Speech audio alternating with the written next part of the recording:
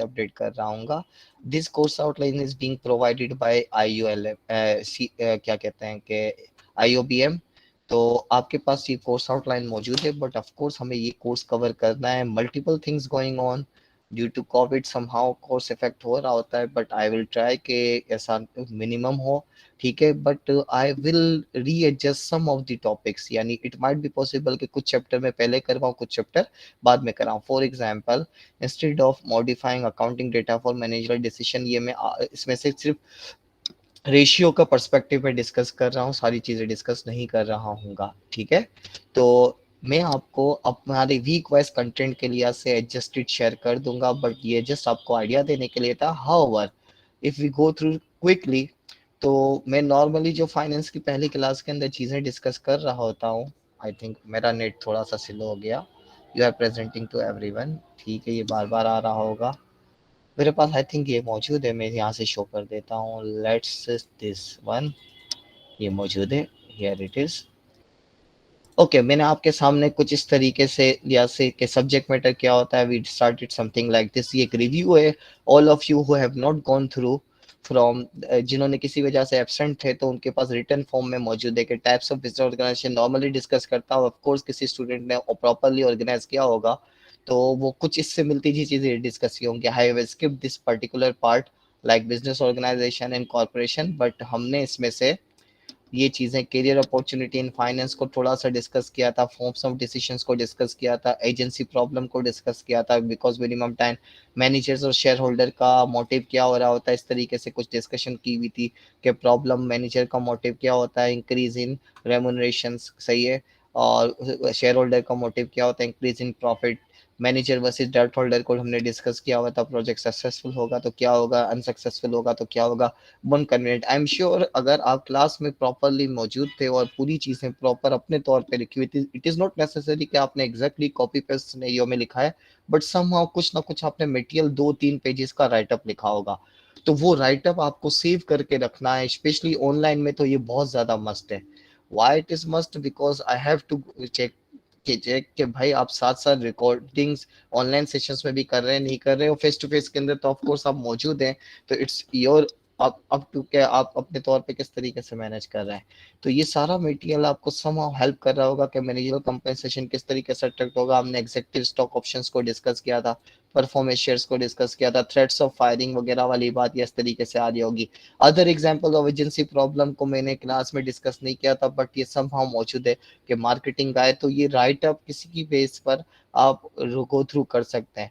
Business ethics and dilemma और CSR वाली बात हमने डिस्कस नहीं की थी, बट ये बेसिकली IBF रिलेटेड चीजें हैं, ठीक है। इनको आप अपने तौर पे जब रीडिंग मटेरियल आपको असाइन किया जा रहा होगा, I am going to add one more thing. और वो वन मोर थिंग क्या है, कहाँ पर, यस, कि इसके अंदर मैं यहाँ पर आपको कुछ रीडिंग मटेरियल दे रहा हूँ। जो भी हमारी वीक 1 की लैकिंग थी वो थ्योरी बेस्ड थी, तो उसकी रीडिंग कर लेनी है, और उस रीडिंग के लिए जो भी मटेरियल होगा यहाँ पे इस तरीके से मिल जाएगा। नाउ दिस वीक का मटेरियल स्लाइड्स मौजूद है, मैं इन स्लाइड्स को पहले रेफर कर दूं। If any of you want to ask anything, thank you. Kunwar Sheroz, आपने लेट ज्वाइन किया है, यस, माइक अनम्यूट करके पूछ सकती है, पूछें। Sir basically I am travelling right now, तो मेरी क्लास शायद बार बार रिकनेक्ट होती रहे। इट्स ओके, जहाँ पे बट डेटा बट नहीं था। थैंक यू फॉर, बट ये चीज बाद में हम डिस्कस करेंगे इस तरह के नॉर्म्स को, ठीक है। Okay sir. नाउ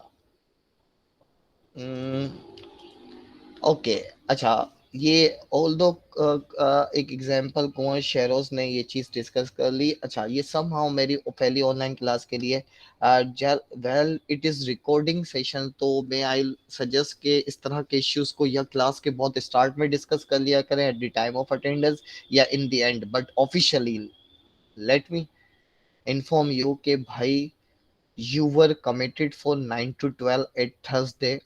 थर्सडे वाले दिन 9 से 12 बजे तक आपको कैंपस में होना था।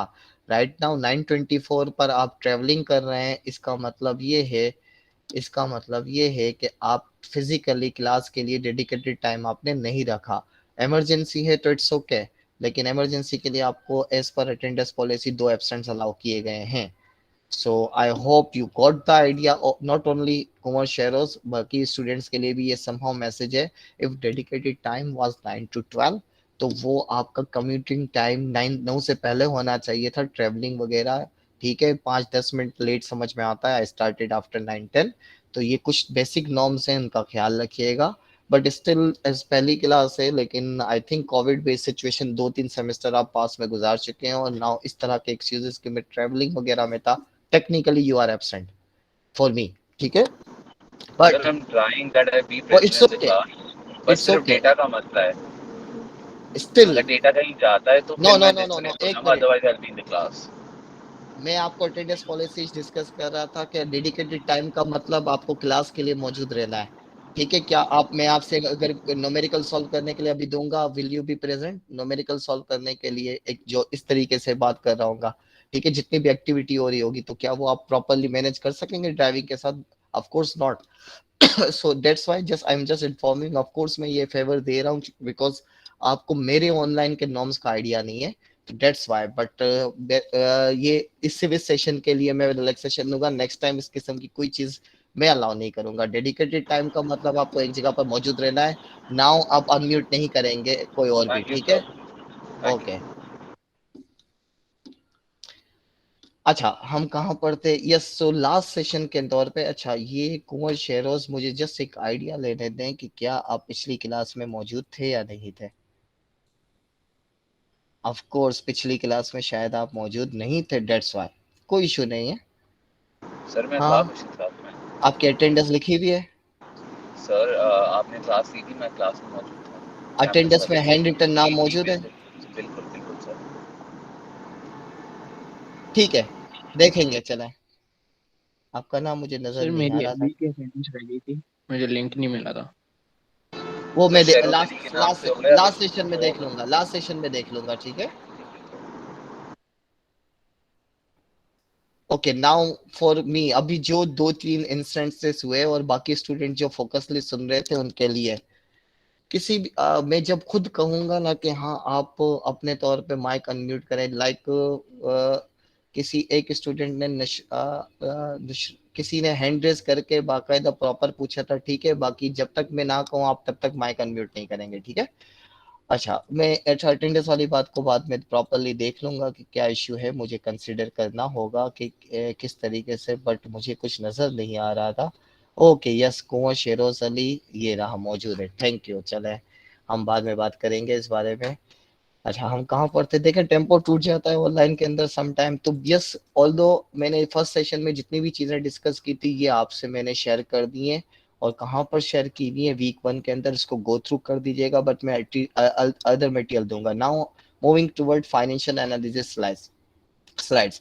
आई एम श्योर आप all of you have gone through ratio analysis, ठीक है, फाइनेंस के अंदर, आप आईबीएफ के अंदर आप ये पढ़ चुके हैं। बट मैं just to make you comfortable क्या कर रहा हूँ, ये स्लाइड्स आपसे शेयर की हुई है, ये कुछ स्लाइड्स हैं। अगेन ये थ्योरी है, हम इसको डिस्कस कर रहे होंगे, लेकिन ये स्लाइड्स आपके लिए हैं, मेरे लिए नहीं है। मैं स्लाइड्स पढ़ के रिपीट कर सकता हूँ, बट इंस्टेड ऑफ स्लाइड्स मैं इसकी समरी डिस्कस कर रहा हूँ। और बेसिकली ये आईबीएफ रिलेटेड स्टोरी है कि ये चीज़ें हॉरिजॉन्टल एनालिसिस क्या होगा, हमें बेसिकली फाइनेंशियल एनालिसिस करना है, और ये फाइनेंशियल प्लानिंग का पार्ट है। फाइनेंशियल प्लानिंग फ्यूचर के पर्सपेक्टिव में जितनी भी चीज़ें हो रही होती हैं, उसके लिए आपको एग्जिस्टिंग डेटा की बेसिस पे कुछ एनालिसिस करना होता है, ताकि आप फोरकास्ट कर सकें, बिजनेस के फाइनेंशियल प्लानिंग कर सकें, फाइनेंशियल मॉडल डेवलप कर सकें फोरकास्टिंग पर्पस के लिए। तो एज आपकी कोर्स आउटलाइन का जो एक इम्पोर्टेंट एरिया है फाइनेंशियल प्लानिंग एंड फोरकास्टिंग, तो उस फोरकास्टिंग के लिए आपको एग्जिस्टिंग डेटा को एनालाइज करना आना चाहिए। तो मैं अगेन कंप्लीटली रेशियो डिटेल में तो नहीं जा रहा हूँ, लेकिन अभी इस पहले सेशन के अंदर में आईबीएफ के अंदर जो 3 सेशंस के अंदर रेशियो डिस्कस किया जाता था, उसको 2 सेशन, इसको अभी आधे सेशन के अंदर, आधे घंटे के अंदर रिव्यू ले रहा हूँ, ठीक है। अच्छा, इसी तरीके से ये भी फाइनेंशियल एनालिसिस है। मैं नॉर्मली जो रिकमेंडेड बुक है अपनी जगह, लेकिन इस बुक को मैं रेफर करूंगा, इफ यू कैन मैनेज, तो ये मैनेज कर लीजिएगा कि क्या है, इसको भी अपने तौर पे डिस्कस कर लीजिएगा कि फाइनेंशियल एनालिसिस किस तरीके से होता है। अगेन मैं कुछ इंपॉर्टेंट रेशियोज को डिस्कस कर रहा हूँ, so that we can get the idea. तो मैं, ये सारी चीजें आपके पास मौजूद है, प्रैक्टिस क्वेश्चंस मौजूद है, और मेरे पास इन तमाम प्रैक्टिस क्वेश्चंस और इन कॉम्प्रिहेंसिव प्रॉब्लम या मिनी केस स्टडीज के सॉल्यूशंस मौजूद है। नेक्स्ट सेशन के लिए मैं आई विल सजेस्ट कि आप ये कॉम्प्रिहेंसिव प्रॉब्लम इन दोनों में से एक आपका टेक्निकली असाइनमेंट होगा, लेकिन ऑफ कोर्स हम डिस्कस करेंगे और प्रैक्टिस क्वेश्चन जैसा आपकी प्रैक्टिस के लिए है, ठीक है। तो अगेन मैं ये कहूँगा ऑनलाइन की वजह से समहाउ बेनिफिट आपको मिला है, और टर्म प्रोजेक्ट के बारे में मैं सेकंड सेशन में डिस्कस करूंगा। खतीजा आप हैंड रेस करें, फिर मैं अलाउ करूंगा, तब माइक अनम्यूट करेंगी, ठीक है। Nushra, sir will you have your term project for FM? Yes, मैंने प्लान किया हुआ है, लेकिन ऑनलाइन के पर्सपेक्टिव में अब पूरा सेशन फुल ऑनलाइन जाता है या फुल फेस टू फेस जाता है या पार्शली जाता है, उसकी बेसिस पे मुझे रीएडजस्टमेंट करनी होगी। नो नीड टू वरी, जो एक्टिव है प्रॉपरली उनको मैं कर दूंगा। खतीजा यस, आप पूछें पूछें। सर मैनेजमेंट की तरफ से कोई आई है अभी इंस्ट्रक्शंस अबाउट नेक्स्ट वीक? क्या टेंटेटिवली हो सकता है? उन्होंने अभी कुछ नहीं कहा। कोविड की बेसिस पे उनकी पूरी प्रेफरेंस है कि फुल फेस टू फेस जाए, बट अगर उन्होंने इस वक्त सोचा है कि मैक्सिमम या अल्टरनेट वीक्स वगैरह करने का प्लान किया हुआ है, लेकिन अभी तक इसके बारे में कोई फाइनलाइज नहीं है एज ऑफ नाउ। इस हफ्ते की बात करें, सेकेंड वीक के लिए, नेक्स्ट वीक के लिए से वो आपको मैसेज ईमेल कम्युनिकेट कर देंगे मंडे को, उनकी तरफ से तो यही है, ठीक है। यानी next week face to face expected है, लेकिन अगर ऑनलाइन हुआ तो मैसेज आएगा। राइट नाउ ये चीज है, ठीक है। Okay sir. Okay now let, अच्छा मैं रेशियो एनालिसिस, आई होप अब मुझे प्रॉपर स्टार्ट करने दें। और अब 33 स्टूडेंट हो गए हैं, तो जिन्होंने लेट ज्वाइन किया है उनको अटेंडेंस को मैं कंसीडर कर दूंगा। नाउ लेट मी start proper topic. Okay so मुझे बेसिकली फाइनेंशियल एनालिसिस डिस्कस करना है, और इस फाइनेंशियल एनालिसिस के लिए, ठीक है, 5 वेज हैं। आई एम श्योर आप सब ने आईबीएफ के अंदर डिस्कशन की होगी। एक डिस्क में इसमें से हॉरिजॉन्टल, वर्टिकल और हॉरिजॉन्टल एनालिसिस, वर्टिकल एनालिसिस और ratio analysis. Apart from this दो और हैं। ट्रेंड एनालिसिस मैं वो कहूँगा कि वो रीडिंग पे देख लीजिएगा, but any of you just मुझे ये कंफर्म करें चैट में टाइप, चले चैट में टाइप करने के बजाय ऑल एनी ऑफ यू जिसने जिसके तीनों के बारे में मालूम हो चैट में, किसी को तीनों के बारे में। सर आपने आईबीएफ में तीनों पढ़े थे या सिर्फ रेशियो पढ़ा था? आप चैट में लिखेंगे ओनली रेशियो या all three. All three, good. जिन्होंने सिर्फ रेशियो पढ़ा था वो ऑल थ्री, गुड। चले ओनली रेशियो तहरीम, ठीक है। Only ratio Sadaf, only ratio Khatija, only ratio Hasan, okay. All three Anjali, that's good. Okay तो चलें, हम एक मिक्स ट्रेंड है ये। क्लास को मैं पिक कर रहा था कि ऑडियंस बेसिक कम्युनिकेशन का रूल है। ओके गुड द आइडिया, मुझे एक सैंपल चाहिए था, ऑल 40 का आंसर नहीं चाहिए था। तो जितने भी आंसर्स हैं उसकी बेसिस पे मुझे ये आइडिया हो गया कि कितनों ने तीनों चीजें पढ़ी थी। तो let me quickly review this, ठीक है। बेसिकली फाइनेंशियल स्टेटमेंट एनालिसिस की बात हो रही है, और फाइनेंशियल स्टेटमेंट को एनालाइज मैं कहूंगा 3 बेटर एरिया से किया जा सक रहा होता है। हॉरिजॉन्टल एनालिसिस और वर्टिकल एनालिसिस क्या है? लेट्स से ईयर 2020 के अंदर मेरी सेल्स की फिगर है फॉर एग्जांपल 80, सही है। ईयर 2021 के अंदर वो सेल्स मेरी कितनी हो गई?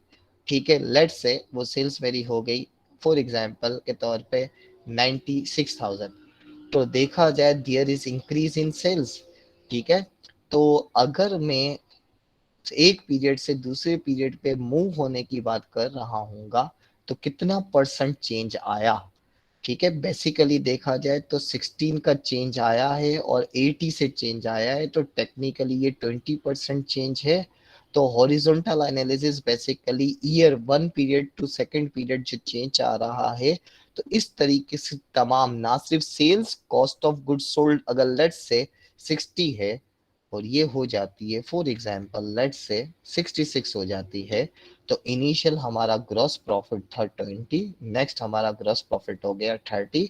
तो टेक्निकली मेरी ये सेल्स में इंक्रीज है, जबकि 10% चेंज किस में आया है? इंक्रीज आया है कॉस्ट ऑफ गुड्स सोल्ड में। लेकिन 33% मेरा इंक्रीज किस में आया है? ग्रॉस प्रॉफिट के अंदर इंक्रीज आया है।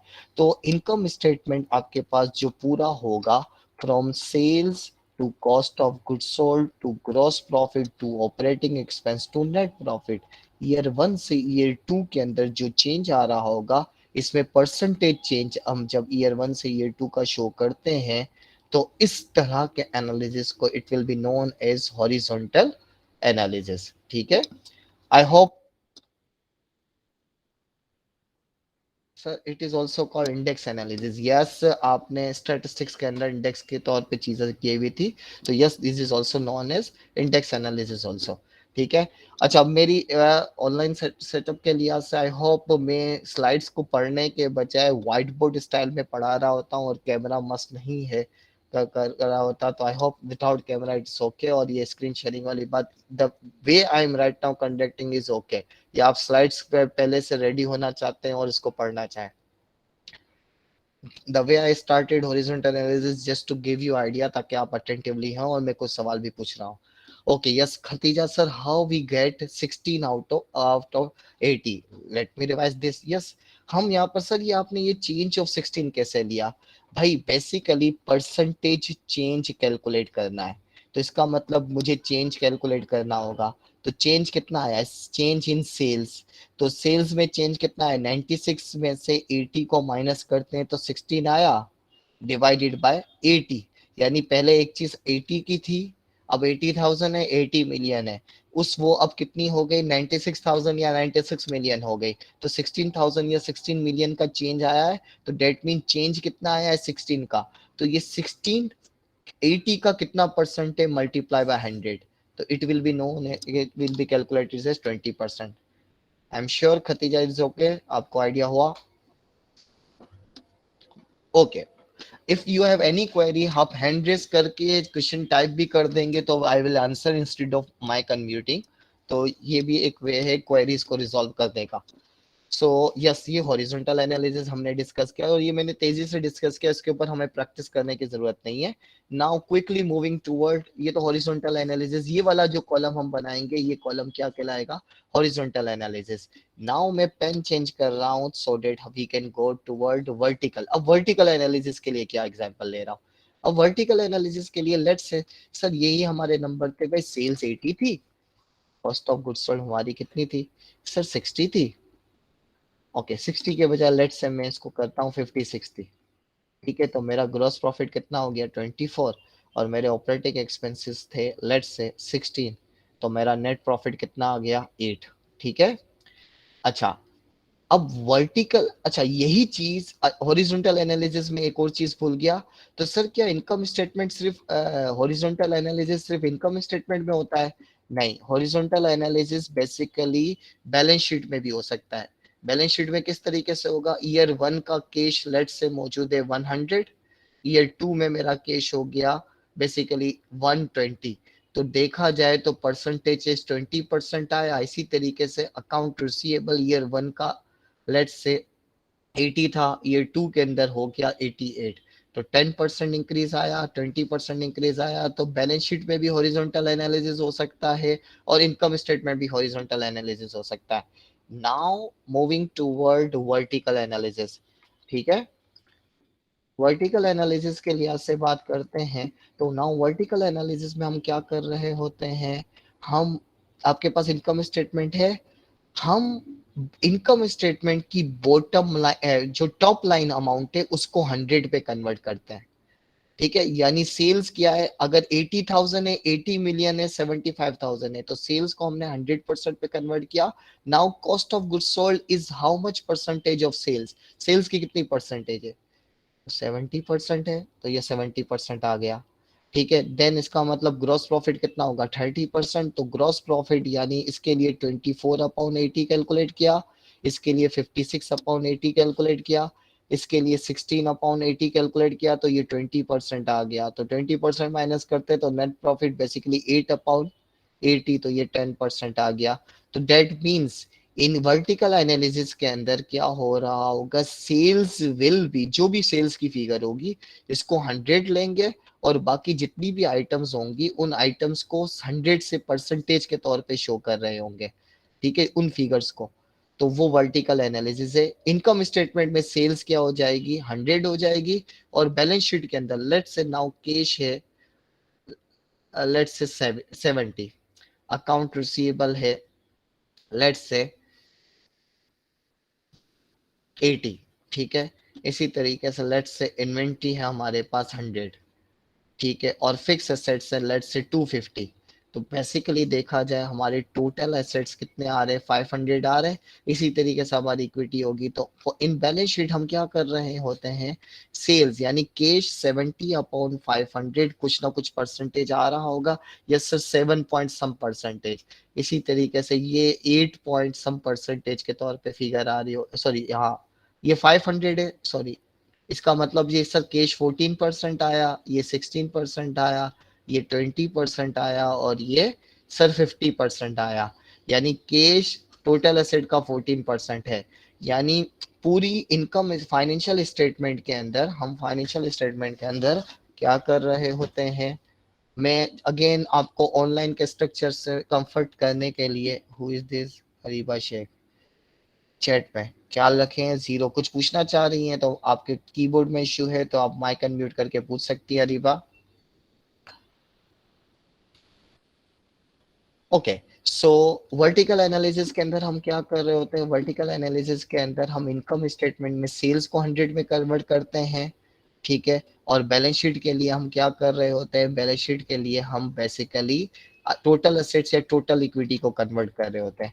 तो ये समहाउ मैंने थोड़ा सा रिव्यू ले लिया कि इनकम हॉरिजॉन्टल एनालिसिस और वर्टिकल एनालिसिस क्या है, ठीक है। इन केस अगर मैं किसी वजह से डिस्कनेक्ट हो जाऊं और मुझे आपको मालूम नहीं हो और मैं बोलता रहूं, तो इट्स बेटर कि आप मुझे व्हाट्सएप के जरिए मैसेज देके बता दीजिएगा, क्योंकि इट इज ऑल्सो पॉसिबल, ठीक है। ओके, सो यहाँ तक ये वाली बात आ गई। नाउ ये स्क्रीन शेयरिंग वाली बात, वर्टिकल एनालिसिस भी गया। अच्छा, अब हम आ जाते हैं रेशियो एनालिसिस तक। आई एम श्योर कि जिन्होंने हॉरिजॉन्टल और वर्टिकल नहीं पढ़ा हुआ था, चैट में बहुत से स्टूडेंट्स ने मुझे ये वाली बात कही थी, टाइप किया हुआ था। Now they got the basic idea कि भाई हॉरिजॉन्टल एनालिसिस जैसे कि रेशियो में सेफ, खतीजा, सदफ या तेरी, इन्होंने तैयबा, मरियम ने खाली रेशियो लिखा था, तो आई जस्ट रिव्यू। एंड जिन्होंने नहीं पढ़ा था उन्हें एक बेसिक अंडरस्टैंडिंग हो गई, ठीक है।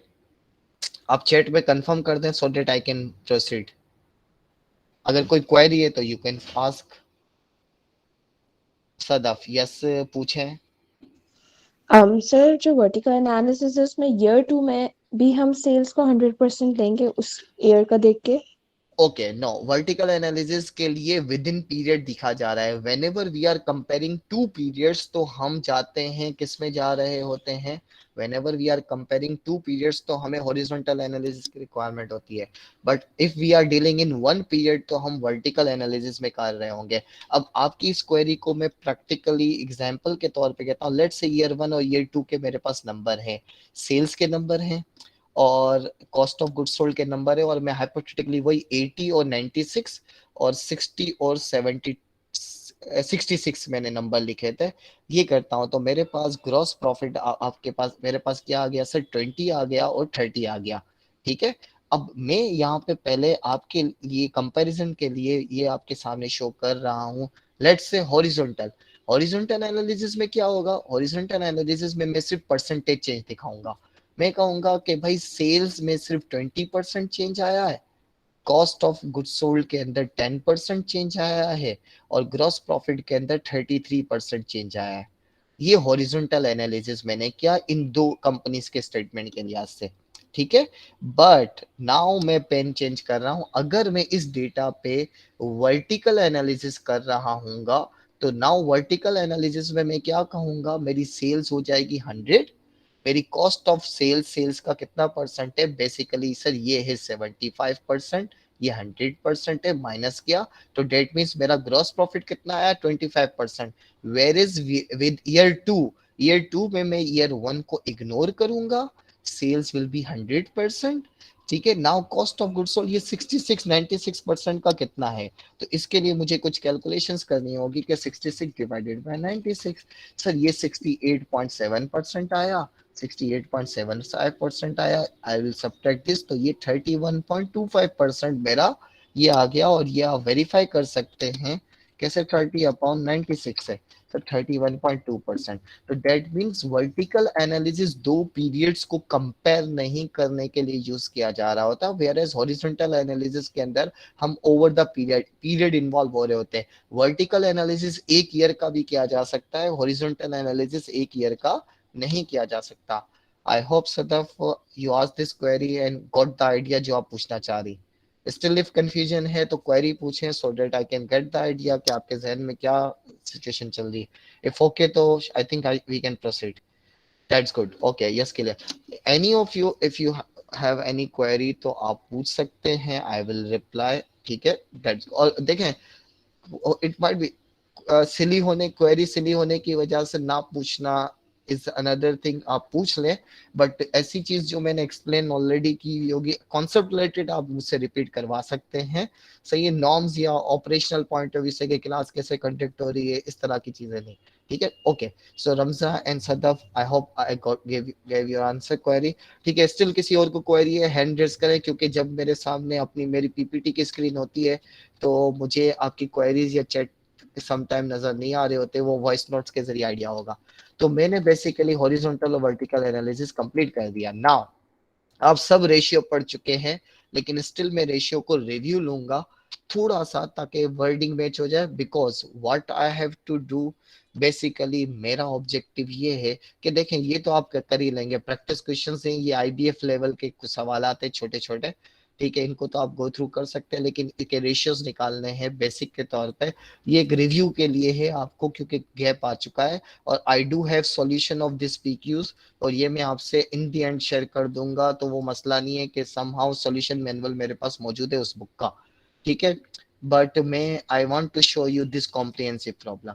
भाई ये एक है, मैं ब्रेक के बाद आपको जो अभी एक दूसरा सेशन होगा, ठीक है, उसमें आपको एक टास्क दूंगा आधे घंटे में, ये 10 मिनट के अंदर आपको ये केस स्टडी पढ़नी होगी, हम इसके ऊपर डिस्कशन करेंगे, और ये रिव्यू लेने के बाद ही हो सकता है, यानी सेकंड सेशन में, कि case study how to solve this case studies, और इसकी प्रॉपर डिस्कशन वगैरह क्या आ रही होगी, किस तरीके से हम डिस्कस करेंगे।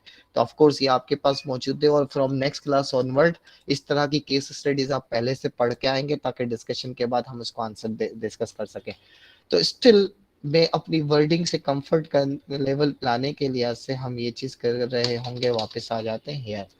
ओके, अच्छा, रेशियो के पॉइंट ऑफ व्यू से अगर मैं स्लाइड्स को स्टिल ओपन करके डिस्कस करना चाहूंगा, भाई रेशियो एनालिसिस के अंदर फाइनेंशियल रेशियोज की बात करें, अब there is difference between accounting ratios and financial ratios, लेकिन हम उन कंपैरिजन की तरफ नहीं जा रहे होंगे, लेकिन ये थ्योरी है, यूज वेट एंड इवैल्यूएट। अगर आपको स्लाइड्स में से कोई थ्योरेटिकली बात समझ में ना आए तो आप डिस्कस कर सकते हैं, लेकिन मैं इन तमाम रेशियोज को तेजी से डिस्कस कर रहा हूँ और मूव कर रहे होंगे। बेसिकली मुझे डुपॉन्ट एनालिसिस डिस्कस करना है अभी, और डुपॉन्ट एनालिसिस के लिए जितनी भी रिक्वायरमेंट होगी उस रिक्वायरमेंट को हम डिस्कस कर लेंगे। लेट मी ओपन दिस, कुछ और स्लाइड्स ऐड करने दें, I will be needing more pages, ठीक है। सो यस, तो हमने यहाँ तक कवर कर लिया, और मैं ये annotated slides I will be sharing, अब मैं एलएमएस पे अपलोड कर दूंगा, मुझसे रिमाइंड फौरन करवा दीजिएगा सेशन के बाद कि सर आपने अपडेट नहीं की।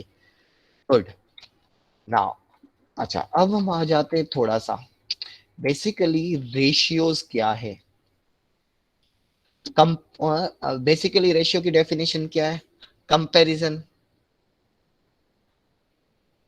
ऑफ टू नंबर्स, ठीक है, दो नंबर है, 2:3 भी एक नंबर है, 5:8 भी एक नंबर है, कि दो रेशियोज को कंपेयर करना है इस तरीके से। इसको हम 2/3 भी कह सकते हैं, इसको हम 5/3 भी कह सकते हैं। फाइनेंशियल रेशियो क्या है? मैं बहुत बेसिक से नॉर्मली स्टार्ट ले रहा हूँ just to match the wording. Financial ratio basically क्या है? Financial when we are comparing to financial figure, ठीक है। अब वो अकाउंटिंग रेशियो में अकाउंटिंग फिगर की बात करी होगी, तो हम फाइनेंशियल स्टेटमेंट एनालिसिस का एक तरीका रेशियो एनालिसिस है, और इसमें क्या कर रहे होते हैं, दो इनकम स्टेटमेंट के या दो बैलेंस शीट के नंबर्स को कंपेयर करके हम कह रहे होते हैं।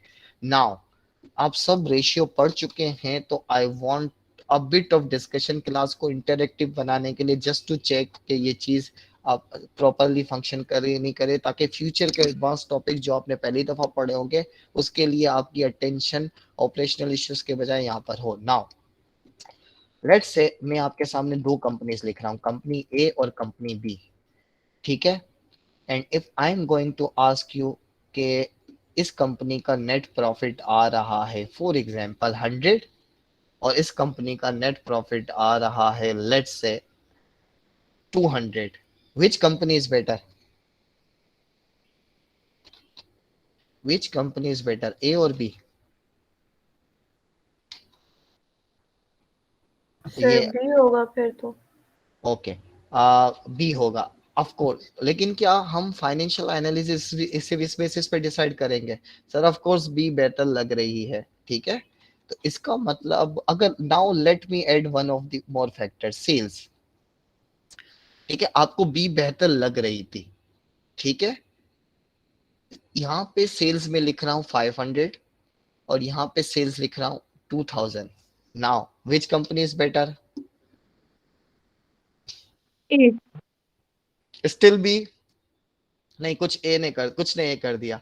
कौन ऐसा है जो इसके बावजूद भी बी कहेगा और उसका आंसर देगा, स्टिल जस्टिफाई करेगा कि व्हाई यू फील के B is still better?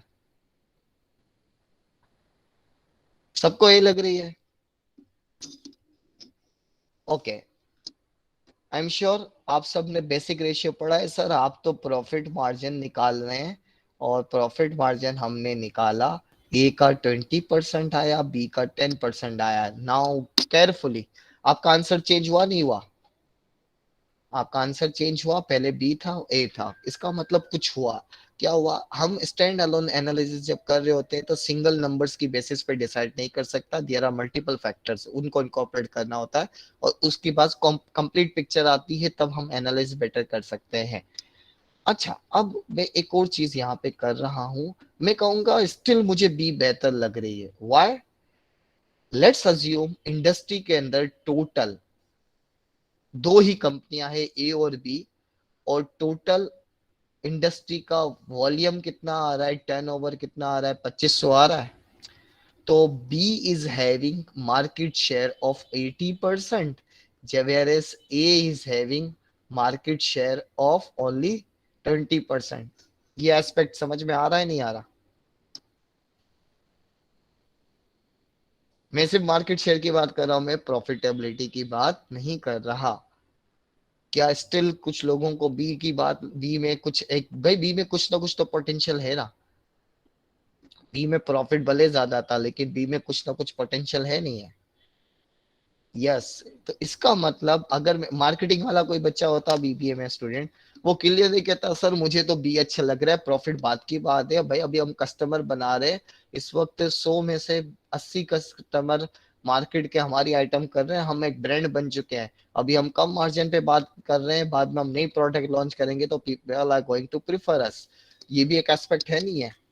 Numbers story बताते हैं। रेशियो एनालिसिस या फाइनेंशियल एनालिसिस के अंदर हमें यही करना है। इसका मतलब आप सबने आईबीएफ में रेशियो पढ़ा है, लेकिन कंप्लीट पिक्चर जब इंटीग्रेट करते हैं तो देयर आर अदर फैक्टर्स, तो आपको वो क्वालिटेटिव इनसाइट देना है।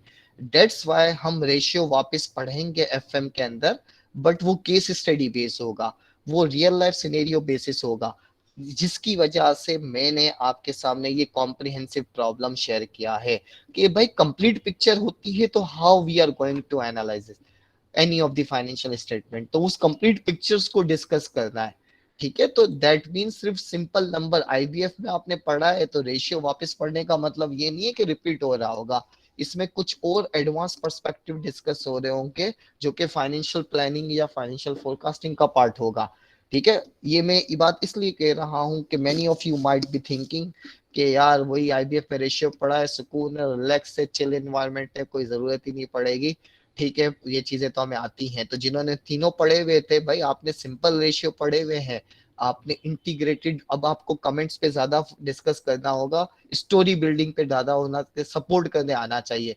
नंबर्स कैलकुलेट करना is not an issue, Excel पे फार्मूला फीड करके नंबर्स कैलकुलेट कर लिया, लेकिन उसकी इंटरप्रिटेशन क्या होगी वो डिस्कस करना है। यानी सिर्फ मैंने क्या किया यहाँ पर, सिर्फ इन 4 नंबर्स की बेसिस पे बेसिकली क्या हो रहा है, ये 4 नंबर्स ही है ना, ए के कुछ 4 नंबर हैं और बी के कुछ नंबर्स हैं, इन 4 नंबर्स की बेसिस पे डिफरेंट स्टोरी बनाए। पहले 2 नंबर पे बेटर था, तो जब इनकम स्टेटमेंट में तो नंबर्स की भरमार होती है ना, पूरे नंबर्स होते हैं, उन नंबर से स्टोरी बिल्डअप क्या होती है, जो फाइनेंशियल एनालिस्ट सीएफए पर्सपेक्टिव है, वो इसी पर्सपेक्टिव को डिस्कस करने की बात कर रहे थे। तो चलें थोड़ा और आगे बढ़ते हैं सर, यहाँ तक ठीक है। अब हम और आगे बढ़ते हैं, एक और एस्पेक्ट की बात करते हैं सर। नेट प्रॉफिट हो गया, सेल्स हो गया सर। इसी तरीके से अगर मैं एक और बात करूं सर, इसका मतलब ये हुआ, अब मल्टीपल फैक्टर से अब मैं क्या कर रहा हूं, मैं एक और चीज ऐड कर रहा हूं, एसेट्स की बात कर रहा हूं, ठीक है। अच्छा, कुछ आप लोगों का आंसर ए था। अब सर प्रॉफिटेबिलिटी में तो अब मैं इसको कंक्लूड कर रहा हूं सर, प्रॉफिटेबिलिटी में तो A is better, but market share में बी इज बेटर। एग्री करते हैं, ठीक है। अब हम आगे बढ़ते हैं, अब मैं कुछ और चीज कर रहा हूं। प्रॉफिटेबिलिटी और मार्केट शेयर, दो डायमेंशन हमने डिस्कस की अब तक के। पहली डायमेंशन हमारे पास आ गई भाई प्रॉफिटेबिलिटी, दूसरी डायमेंशन आ गई मार्केट शेयर, ठीक है। वो सेल्स के पर्सपेक्टिव में मार्केट शेयर की बात आ गई, सेल्स शेयर्स, ठीक है। स्पेलिंग्स पे इग्नोर कीजिएगा, ऑनलाइन में मैं व्हाइट बोर्ड स्टाइल के लिहाज से राइटिंग बहुत बुरी हालत में है। अच्छा, नाउ तीसरा एस्पेक्ट मैं ऐड कर रहा हूँ, और एक छोटा सा, और ये भी आपने पढ़ा होगा, लेकिन मैं एसेट्स ऐड कर रहा हूँ। एसेट्स ऐड कर रहे हैं, मैं कह रहा हूँ इसके एसेट्स कितने हैं 1000 के, और इसके एसेट्स कितने हैं 1000 के। सर दोनों एसेट्स बराबर है अगर स्टैंड अलोन, यस है।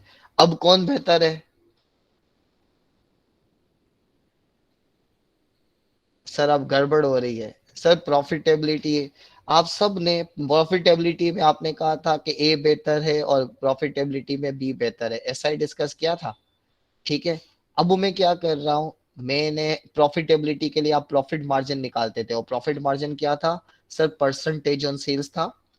नाउ हम क्या कर रहे हैं सर, अब हम रिटर्न ऑन एसेट निकालने अगेन प्रॉफिटेबिलिटी का, और रिटर्न ऑन एसेट निकालते हैं तो रिटर्न ऑन एसेट से क्या आ रहा है सर, इसका तो आ रहा है रिटर्न ऑन एसेट 10%, और इसका रिटर्न ऑन एसेट कितना आ रहा है 20%। गड़बड़ होती नजर आई नहीं है?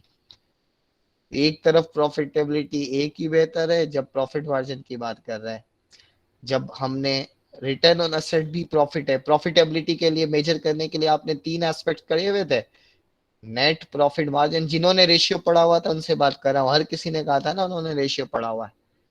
मेरी बात समझ में आ रही है मैं क्या कहना चाह रहा हूँ, ठीक है। फिर रिटर्न ऑन एसेट्स और रिटर्न ऑन इक्विटी। तो इसका मतलब ये हुआ कि प्रॉफिट मार्जिन के पर्सपेक्टिव में ए बेहतर थी, ऐसा ही है। प्रॉफिट मार्जिन के पर्सपेक्टिव में ए बेहतर थी, लेकिन रिटर्न ऑन एसेट्स जब कैलकुलेट किया तो बी बेहतर हो गई। इसका मतलब ऐसा कुछ और भी है प्रॉफिटेबिलिटी के अलावा जो कि बी को बेहतर कर रहा है, ऐसा ही है। कुछ और है, वो कुछ और एस्पेक्ट आपने पढ़ा हुआ है, और वो क्या है उसको मैं डिस्कस करता हूं।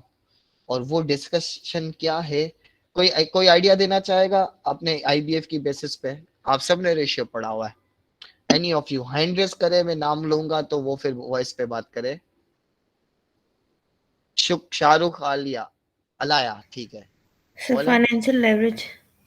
फाइनेंशियल लेवरेज तो अब आई नहीं है, अभी डेट तो बात ही नहीं की है। सर हो सकता है कहाँ ना लिखा है? उसके ऊपर। हो सकता है, अभी बताए। अच्छा चले कैलकुलेट करके बताए, नहीं नहीं सर। कैलकुलेट करके बताए मुझे। नहीं नहीं सर, मैं तो ऐसे ही बोल रही थी। ऐसे ही बोल रहे थे तो इसका मतलब आपने, इसका मतलब नहीं, आपने पढ़ा हुआ है डुपोंट एनालिसिस, मुझे अंदाजा हो गया। लेकिन अभी तो जी मैं जी। डुपोंट की बात ही नहीं कर रहा ना, अभी तो मैं एक जनरल बात कर रहा हूँ नंबर्स या रेशियो की बेसिस पे, जिन्होंने रेशियो पढ़े हुए हैं। ओके, इसका मतलब आपका आंसर ये नहीं है। ये जब मैं इसके बाद एक और गेम करता, इक्विटी इंक्लूड करता, तब आपका आंसर ये हो सकता था। अभी फाइनेंशियल लेवरेज तो है ही नहीं, अभी तो कुछ और है। अब इससे भी सिंपल चीज है। Yes, anyone else? सदफ बोले। Sir activity ratios. Excellent, good. Operational aspect है एक्टिविटी। अगर हम एक्टिविटी रेशियो में हम एक और चीज कैलकुलेट करते थे, क्या कैलकुलेट करते? टोटल एसेट टर्नओवर, जिसका फार्मूला क्या था? Sales divided by assets. आप सब ने मैनेजमेंट में एक एफिशिएंसी का कॉन्सेप्ट डिस्कस किया होगा, एफिशिएंसी इनपुट आउटपुट की बेसिस पे। तो ए कंपनी क्या कर रही है, ठीक है, एक कंपनी अपने 1,000 रुपए के एसेट्स की बेसिस पर, 1,000 रुपए के एसेट्स की बेस पे कितने सेल्स जनरेट कर रही है, सिर्फ और सिर्फ 500 के सेल्स जनरेट कर रही है, सही है। इसका मतलब इनका टोटल एसेट टर्नओवर 0.05 आ रहा है, 0.5 टाइम्स आ रहा है, या 50% आ रहा है। जबकि अगर बी कंपनी की बात करते हैं, इनके टोटल एसेट्स कितने 1000, वेयर एज उनकी सेल्स कितनी है 2000। तो इसका मतलब बी के टोटल एसेट्स कितने 2 टाइम्स वाली बात आ रही है। तो इसका मतलब ये है कि ऑपरेशनल कैपेसिटी में अगर हम बात करते हैं, ऑपरेशनल एक्टिविटीज की बात कर रहे हैं, यानी एफिशिएंसी की बात कर रहे हैं, एक्टिविटी आप बात कर रहे हैं, एक्टिविटी रेशियोज के टोटल एसेट टर्नओवर एक था, पढ़ा हुआ था ना, यस, यही चीज आपने स्टोरी से बिल्डअप करना है कि in term of efficiency, in term of input output ratio, B is far more better than A, B is far more better than A. How B is better, क्योंकि उसकी efficiency ज्यादा आ रही। अब इसको हम एनालाइज कर रहे होते हैं, आप सब ने एक्टिविटी रेशियो भी पढ़ा, इसका मतलब बी ने एक्टिविटी इतनी ज्यादा की कि अपनी प्रॉफिटेबिलिटी इंक्रीज कर दी। यस, बी की प्रॉफिट ज्यादा था, मार्केट शेयर भी ज्यादा था, लेकिन उनके मार्केट शेयर यानी एफिशिएंसी ज्यादा, 1,000 रुपए के एसेट्स लगाकर 1,000 रुपए की इन्वेस्टमेंट करके वो 2,000 की सेल जनरेट कर रहे, जबकि ए की एफिशिएंसी बहुत बुरी है। ठीक है, बी 4 टाइम्स बेटर है, बी 4 टाइम्स बेटर है। तो यस द फर्स्ट राइट। लेकिन इसको हम फाइनेंशियल पर्सपेक्टिव में एनालाइज कैसे करते हैं, अब गौर से देखिएगा ये चीज, और ये आपके लेक्चर नोट्स में साथ साथ जरूर होनी चाहिए इस तरह का। आप, आई एम श्योर कि आप ऑनलाइन सेशन के अंदर अपने साथ पेन और पेंसिल लेकर, रजिस्टर और पेंसिल लेकर बैठा करें। ये मैं शुरू में बोलना भूल गया, ये आपके पास साथ की बात है। तो वो क्या हो रहा होगा, यस सर, हम ये बात करेंगे, मैं लिख रहा हूँ ROA। सर हमने बचपन में ROA कैलकुलेट किया था, और ROA क्या फार्मूला क्या था, net profit divided by total assets multiply by 100, ऐसा ही था। तो सर हमने ए का निकाला, ए का एसेट्स कितना निकाला सर, ए का एसेट्स निकाला, नेट प्रॉफिट 100 था और टोटल एसेट 1000 थे, मल्टीप्लाई बाय 100 किया तो ए का 10% आया, जबकि बी का कितना आया sir 200 divided by 1000 multiply by, sir ये 20% आया, ऐसा ही है। तो ये तो ROA एसेट डायरेक्ट कर लिया। अब हम आ जाते हैं एक्सपेंडेड ROA। अब एक्सपेंडेड ROA की अगर मैं बात कर रहा हूं, ठीक है, extended ROA, extended ROA basically ये डुपॉन्ट एनालिसिस है। ये क्या कर रहा हूं, आप सब ने मैथ्स पढ़ी है, नेट प्रॉफिट में लिख रहा हूं इधर, ठीक है, मल्टीप्लाई बाय 100 लिख रहा हूं इधर, और बस टोटल एसेट्स यहाँ पे क्या कर रहा हूं, इधर कर रहा हूं।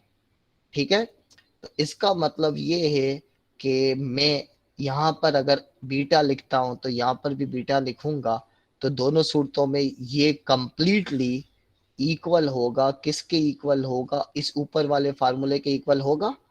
ठीक है, ऊपर वाले फार्मूले के इक्वल ही हो रहा होगा। मैं बीटा लिख रहा हूँ, कुछ भी नंबर लिख सकते हैं, तो let's raise beta, let's raise beta.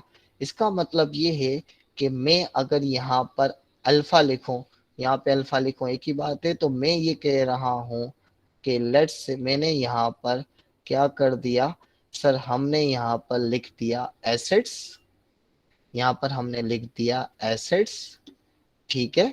और जब हम एसेट्स लिखते हैं, ठीक है, तो इसका मतलब सॉरी भूल गया, एसेट्स नहीं, मैं यहाँ पे लिख रहा हूँ, माय मिस्टेक, भूल गया, एक मिनट, Ctrl+Z,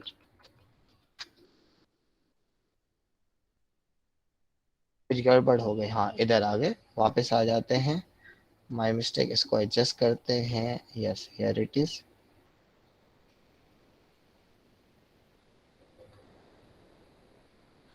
ओके चले, उससे एक छोटी सी गलती हो गई, लेकिन इसको इश्यू नहीं है, मैं कर देता हूँ, बाय मिस्टेक। यहाँ पे एसेट्स के बजाय मैं क्या लिख रहा हूँ, सेल्स, और यहाँ पे भी क्या लिख रहा हूँ, सेल्स। तो बेसिकली अब क्या हो गया, ये आपने ये वाली चीज पढ़ी हुई है, मैं 2 पॉइंट ही पढ़ा रहा हूँ, और ये बेसिकली किस रेशियो को शो कर रहा है, प्रॉफिटेबिलिटी। ऐसा तो नहीं मैं डिस्कनेक्ट हो गया हूँ, okay I am here, okay okay, profitability ये आपके पास है, और ये चीज आपने एक्टिविटी रेशियो के नाम से डिस्कस किया हुआ है, एफिशिएंसी।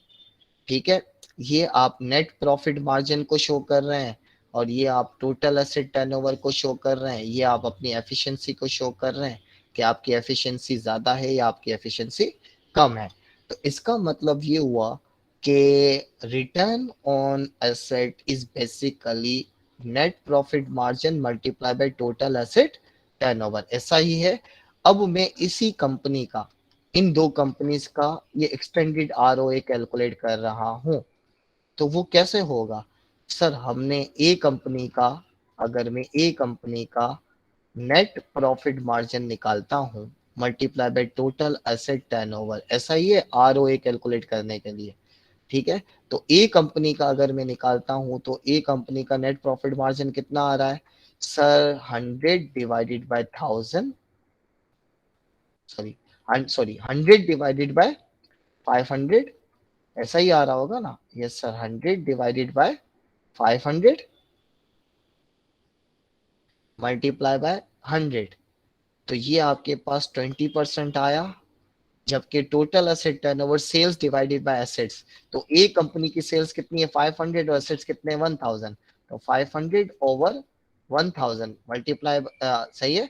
तो ये जब हमने कैलकुलेट किया तो ये 0.5 आ रहा है, तो 20% को 0.5 से क्या, तो क्या आ गया 10% आ गया। जबकि बी की अगर हम बात करते हैं, यही चीज बी के लिए कैलकुलेट करते हैं, तो सर प्रॉफिट मार्जिन हमने अभी निकाला हुआ है, कितना निकाला हुआ है 10%, कैसे सर? 200 का नेट प्रॉफिट था, इसको डिवाइड कर दिया था 2000 से, मल्टीप्लाई बाय 100, तो हमारे पास इसका प्रॉफिट मार्जिन तो सर 10% आया, लेकिन इनकी सेल्स कितनी है 2000, ठीक है। और इनके एसेट्स कितने हैं 1000, ऐसा ही है ना? इनके एसेट्स 1000 है और सेल्स 2000 है, तो इसका मतलब इसको इन्होंने सॉल्व किया तो ये कितना आया, मल्टीप्लाई बाय 2 के बराबर आया। तो डेट मीन्स 20% को 0.5 से मल्टीप्लाई किया 10 हो गया, और 10% को 2 से मल्टीप्लाई किया हो गया 20% हो गया।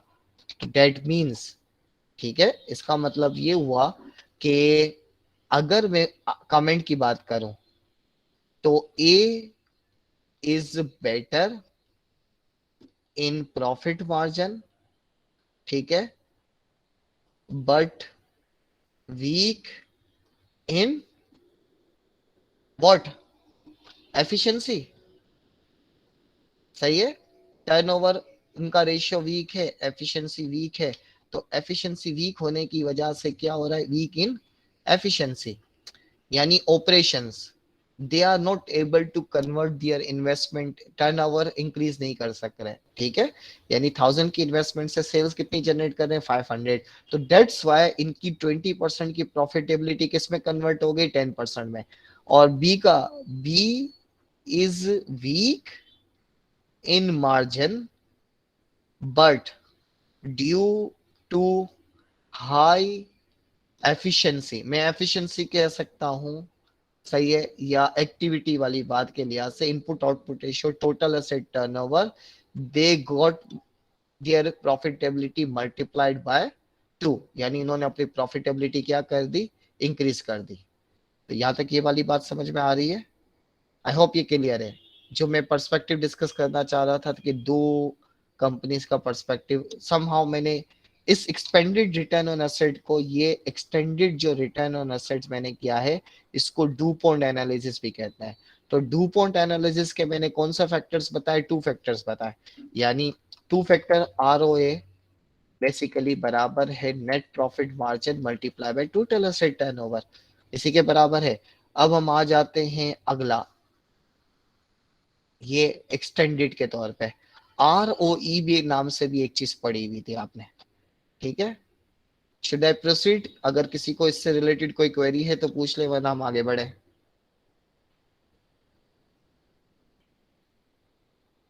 सारे गायब हो गए, मैं रैंडमली अटेंडेंस ले लूं वापस?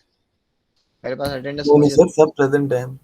ओके, आप अपनी बात करें, दूसरों की बात ना करें। सर, सर मैं मैं भी भी हूँ मैं भी हूँ। ओके ओके, वॉइस के बजाय मैं कहूंगा आप टाइप करके लिखे, I know we are here, मैं ये कह रहा हूँ, तो ये चैट में टाइप करके मुझे रिस्पॉन्स साथ साथ कर, थोड़ी मैं कहूंगा, मैं आपको आराम से बैठने नहीं दूंगा, आपको चैट पे टाइप करना पड़ेगा। तो शुड वी प्रोसीड, आगे बढ़े? तो ये आंसर बता रहा होगा, यस हम आगे बढ़ते, ओके ठीक है, गुड। टेंशन हो रही होती है अटेंडेंस की थोड़ा सा, ठीक है, good, yes. Okay, extended return on equity, ये भी अगर हम बात करते हैं तो yes, basic formula, normal formula क्या था sir? Normal formula was something like this, मैं अब ये रेड से लिख रहा हूँ कि net profit divided by total share holder equity या ओनर्स इक्विटी या कैपिटल मल्टीप्लाई बाय 100, ऐसा ही था। लेकिन एक्सटेंडेड रिटर्न ऑन इक्विटी ये क्या कहता है भाई? Net profit multiply by 100 multiply by this, ये 3 फैक्टर्स में बेसिकली ऑपरेशन कर रहे हैं एक तरीके से। ये कह रहा है भाई टोटल शेयर होल्डर इक्विटी यहाँ पर आएगा, ठीक है। नेट प्रॉफिट ऊपर आ गया, शेयर होल्डर इक्विटी इधर आ गया। अब हमने जो बेसिक स्ट्रक्चर हमने पढ़ा हुआ था, और वो बेसिक स्ट्रक्चर क्या था कि अगर मैं अल्फा यहाँ पे लिखता हूँ, अल्फा यहाँ पे लिखता हूँ, और बीटा यहाँ पे लिखता हूँ, बीटा यहाँ पे लिखता हूँ, तो ऑटोमेटिकली ये कंप्लीटली जो पूरी इक्वेशन है, ठीक है, ये समहाउ ऊपर वाली इक्वेशन के बराबर है, इसके बराबर है, ये नीचे तीनों फैक्टर्स, ठीक है। तो अगर मैं इसको यूं कर लूं, अल्फा की जगह पर मैं यहाँ पे क्या लिख दूं सर? हम लिख देते हैं सेल्स, और यहाँ पे भी मैं लिख देता हूँ सेल्स। और बीटा की जगह पर मैं क्या लिख रहा हूँ सर? जो अभी हमने किया था एसेट्स वाली स्टोरी, तो एसेट्स लिख देते हैं, ये आ गया टोटल एसेट्स, ये आ गया टोटल एसेट्स। पिछली क्लास में मैं वर्डिंग मैच करना चाह रहा था, इस वक्त मैं आपको अगेन ऑनलाइन के स्ट्रक्चर के लिहाज से कर रहा हूँ। मालूम नहीं हम प्रॉपर सही तरीके से नए टॉपिक्स की तरफ किस तरीके से आएंगे, ऑफ कोर्स केस स्टडीज पे आएंगे। तो इसका मतलब ये हुआ कि ये 3 फैक्टर्स को मल्टीप्लाई करें तो बराबर है। And all of you have already studied this as sir simply, ये तो वही है, नेट प्रॉफिट मार्जिन है सर। ये अगर हम बात करते हैं, ये टोटल एसेट टर्नओवर है, और ये एक नया रेशियो है जो कि कुछ लोगों को मालूम है सर। ये एसेट्स और इक्विटी क्या है? ये बेसिकली रेशियो में अगर हम बात करते हैं तो इसको इक्विटी मल्टीप्लायर कहते हैं। क्या आपने इक्विटी मल्टीप्लायर के नाम से रेशियो पढ़ा हुआ है? मैं डेट टू एसेट रेशियो की बात नहीं कर रहा, इक्विटी मल्टीप्लायर की बात कर रहा हूँ। मैनिपुलेशन करके नंबर्स कुछ से कुछ भी हो सकता है। नो सर, सदफ नहीं पढ़ा, इक्विटी मल्टीप्लायर नहीं पढ़ा। ओके, कोई इशू नहीं है, अभी डिस्कस कर, नो ज्यादा आ रहा है। अच्छा, किसी स्टूडेंट ने फाइनेंशियल लेवरेज की बात की थी, मुझे नाम याद नहीं आ रहा उस स्टूडेंट का, लेकिन उन्होंने फाइनेंशियल लेवरेज की बात की थी, उससे रिलेटेड है। क्या आपने इक्विटी मल्टीप्लायर के नाम पे फाइनेंशियल लेवरेज पढ़ा था या डेट टू एसेट के तौर पे फाइनेंशियल लेवरेज पढ़ा था? वो हैंड रेज करे जो स्टूडेंट थी। नहीं, गायब हो गई। ये तो आता है कि समझ के गायब हो गई, ऑनलाइन होते हैं देखा जाएगा, ऐसा ही है। मैं रिपीट कर देता हूँ, सारा शोएब, मैं सिर्फ ये कह रहा हूँ आपने इक्विटी मल्टीप्लायर नहीं पढ़ा, कोई इशू नहीं है, मैं डिस्कस कर देता हूँ, मुझे थोड़ा सा इसके लिए चेंज करना पड़ेगा। मैं आपके सामने एक पॉसिबल सिनेरियोस की बात कर रहा हूँ। यहाँ पे लिख रहा हूँ एसेट्स, यहाँ पे लिख रहा हूँ डेट, यहाँ पे लिख रहा हूँ इक्विटी। यहाँ पर इक्विटी से मुराद ओनर्स इक्विटी की बात कर रहा हूँ, ठीक है। और बहुत सिंपल बात करते हैं, और बहुत, आप सब ने एक रेशियो निकाला हुआ था, डेट टू एसेट रेशियो, ऐसा ही है। मैं यहाँ पर इसका मुझे एक नया रेशियो पढ़ा रहा हूँ, और इस नए रेशियो की लॉजिक देनी है, और ये समहाउ इम्पोर्टेंट है। डेट टू, आप सबने डेट ऑफ एसेट तो पढ़ा है ना, डेट टू एसेट रेशियो, सबने डेट टू एसेट रेशियो पढ़ा है, लेकिन इक्विटी मल्टीप्लायर नहीं पढ़ा। ये उसी की मैनिपुलेशन है, और ये मैं थोड़ा सा डिस्कस कर लूंगा, क्योंकि पर्सपेक्टिव क्लियर होना चाहिए हर एस्पेक्ट में। सॉरी, डेट की बात करें, लेट्स से एक बिजनेस की बात करें, 500 के एसेट्स है, उनका कोई भी डेट नील है, तो इसका मतलब ओनर्स इक्विटी कितनी होगी? 500। आई होप इतना तो आता होगा, ठीक है, यस। अगर मैं डेट टू एसेट रेशियो की बात करूं तो 0% आ रहा होगा, ठीक है। ये एक केस हो गया। इक्विटी मल्टीप्लाई फिलहाल छोड़ते हैं। इक्विटी मल्टीप्लाई का भी मैंने फार्मूला दिखाया है, और वो क्या? एसेट्स डिवाइडेड बाय इक्विटी, ऐसा ही है, ठीक है। तो इसका मतलब ये हुआ कि एसेट्स 500 डिवाइडेड बाय इक्विटी 1, 500, तो ये कितना आया? इक्विटी मल्टीप्लायर 1 आया, ठीक है। ये एक रेशियो है, 1 है। डेट टू एसेट रेशियो, किसी को 0% निकालने में कंफ्यूजन है? किसी को जीरो? क्योंकि आप सबने कहा हमने डेट टू एसेट पढ़ा हुआ है, तो डेट टू एसेट पे 0%, इसमें कैसे आया? इसमें किसी को मसला है तो रिपीट कर दो। 0% की रिवीजन की रिक्वायरमेंट है? Yes sir repeat. No no no, Khatija Imran कर देते हैं। खतीजा आपका आईबीएफ आई थिंक शायद बहुत पुराना है, रिपीट कर देता हूँ। डेट टू एसेट रेशियो का फार्मूला है डेट ऊपर रखें डिवाइड बाय टोटल एसेट्स नीचे रखें मल्टीप्लाई बाय 100। ये बेसिक आईबीएफ है, ये तो आईबीएफ है। इसका मतलब 0 को मैं 500 से डिवाइड करके मल्टीप्लाई बाय 100 करूंगा तो 0% आ रहा है। यहाँ तक क्लियर है? Now let me increase the pattern. मैं कह रहा हूं अब मेरे एसेट्स इतने ही हैं, डेट मेरा 100 है, तो ओनर्स इक्विटी कितनी होगी? 400। गुड। ये टाइप कर दे तो बेहतर है। गुड, चले एक दो बुलाओ कर रहा हूं लेकिन ठीक है। तो इसका मतलब अगर मैं डेट टू रेशियो निकालूंगा तो 20% आएगा। यस सर आएगा। और अगर मैं इक्विटी मल्टीप्लाई निकालूंगा तो इक्विटी मल्टीप्लाई क्या आएगा भाई? इक्विटी कितनी है? एसेट्स है 500, इक्विटी कितनी है? 400, ऐसा ही है। तो ये आ गया 1.25 आया। ठीक है, यानी ये कुछ मिलते जुलते ही रेशियो, एक पैटर्न बन रहा है। नहीं सर, ये 500 है, डेट 250 का है और ओनर्स इक्विटी भी कितनी है? 250 की। तो डेट टू एसेट रेशियो कितना आएगा? Debt to asset ratio type करें तो ज्यादा बेहतर है। सदफ आपने गड़बड़ कर दी। 80%। 80% कैसे आएगा भाई? Debt to asset ratio, debt to asset ratio में इक्विटी मल्टीप्लायर लिखा है, इक्विटी रेशियो नहीं निकाला। सदफ मैंने इक्विटी रेशियो नहीं कहा, इक्विटी मल्टीप्लायर की बात की है। Equity multiplier is different then equity ratio. Okay good. Yes Sadaf 50% good. 50% ये आया। ठीक है, ये कितना आएगा? सर ये 500 डिवाइडेड बाय 250। ये 2 टाइम्स आया, ये 2 टाइम्स आ रहा है, ये 1.5 टाइम्स आ रहा है, ये 1 टाइम्स आ रहा है। अभी बाकी है चौथा सिनेरियो। 500 इंटू डेट की अगर हम बात करते हैं तो डेट कितना है? लेट्स से 400 का डेट है और इक्विटी कितनी है? 100। ठीक है, तो इसका मतलब डेट टू एसेट रेशियो की अगर हम बात करेंगे तो ये कितना आएगा? सर ये 80% आएगा। अब 80% आएगा डेट टू रेशियो। ठीक है, और अब ये कितना आ जाएगा सर? 500 इंटू 100, 5 टाइम्स आ रहा है।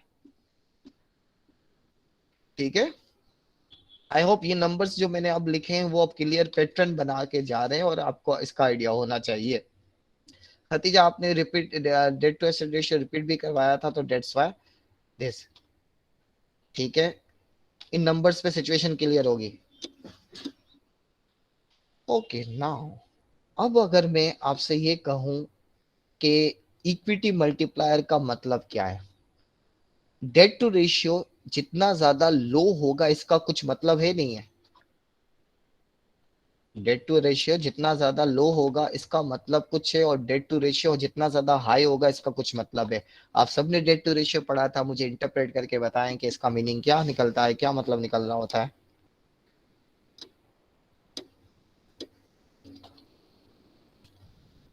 यस नहीं? नंबर्स में शेयर कर देता हूं, ये रहे आपके सामने।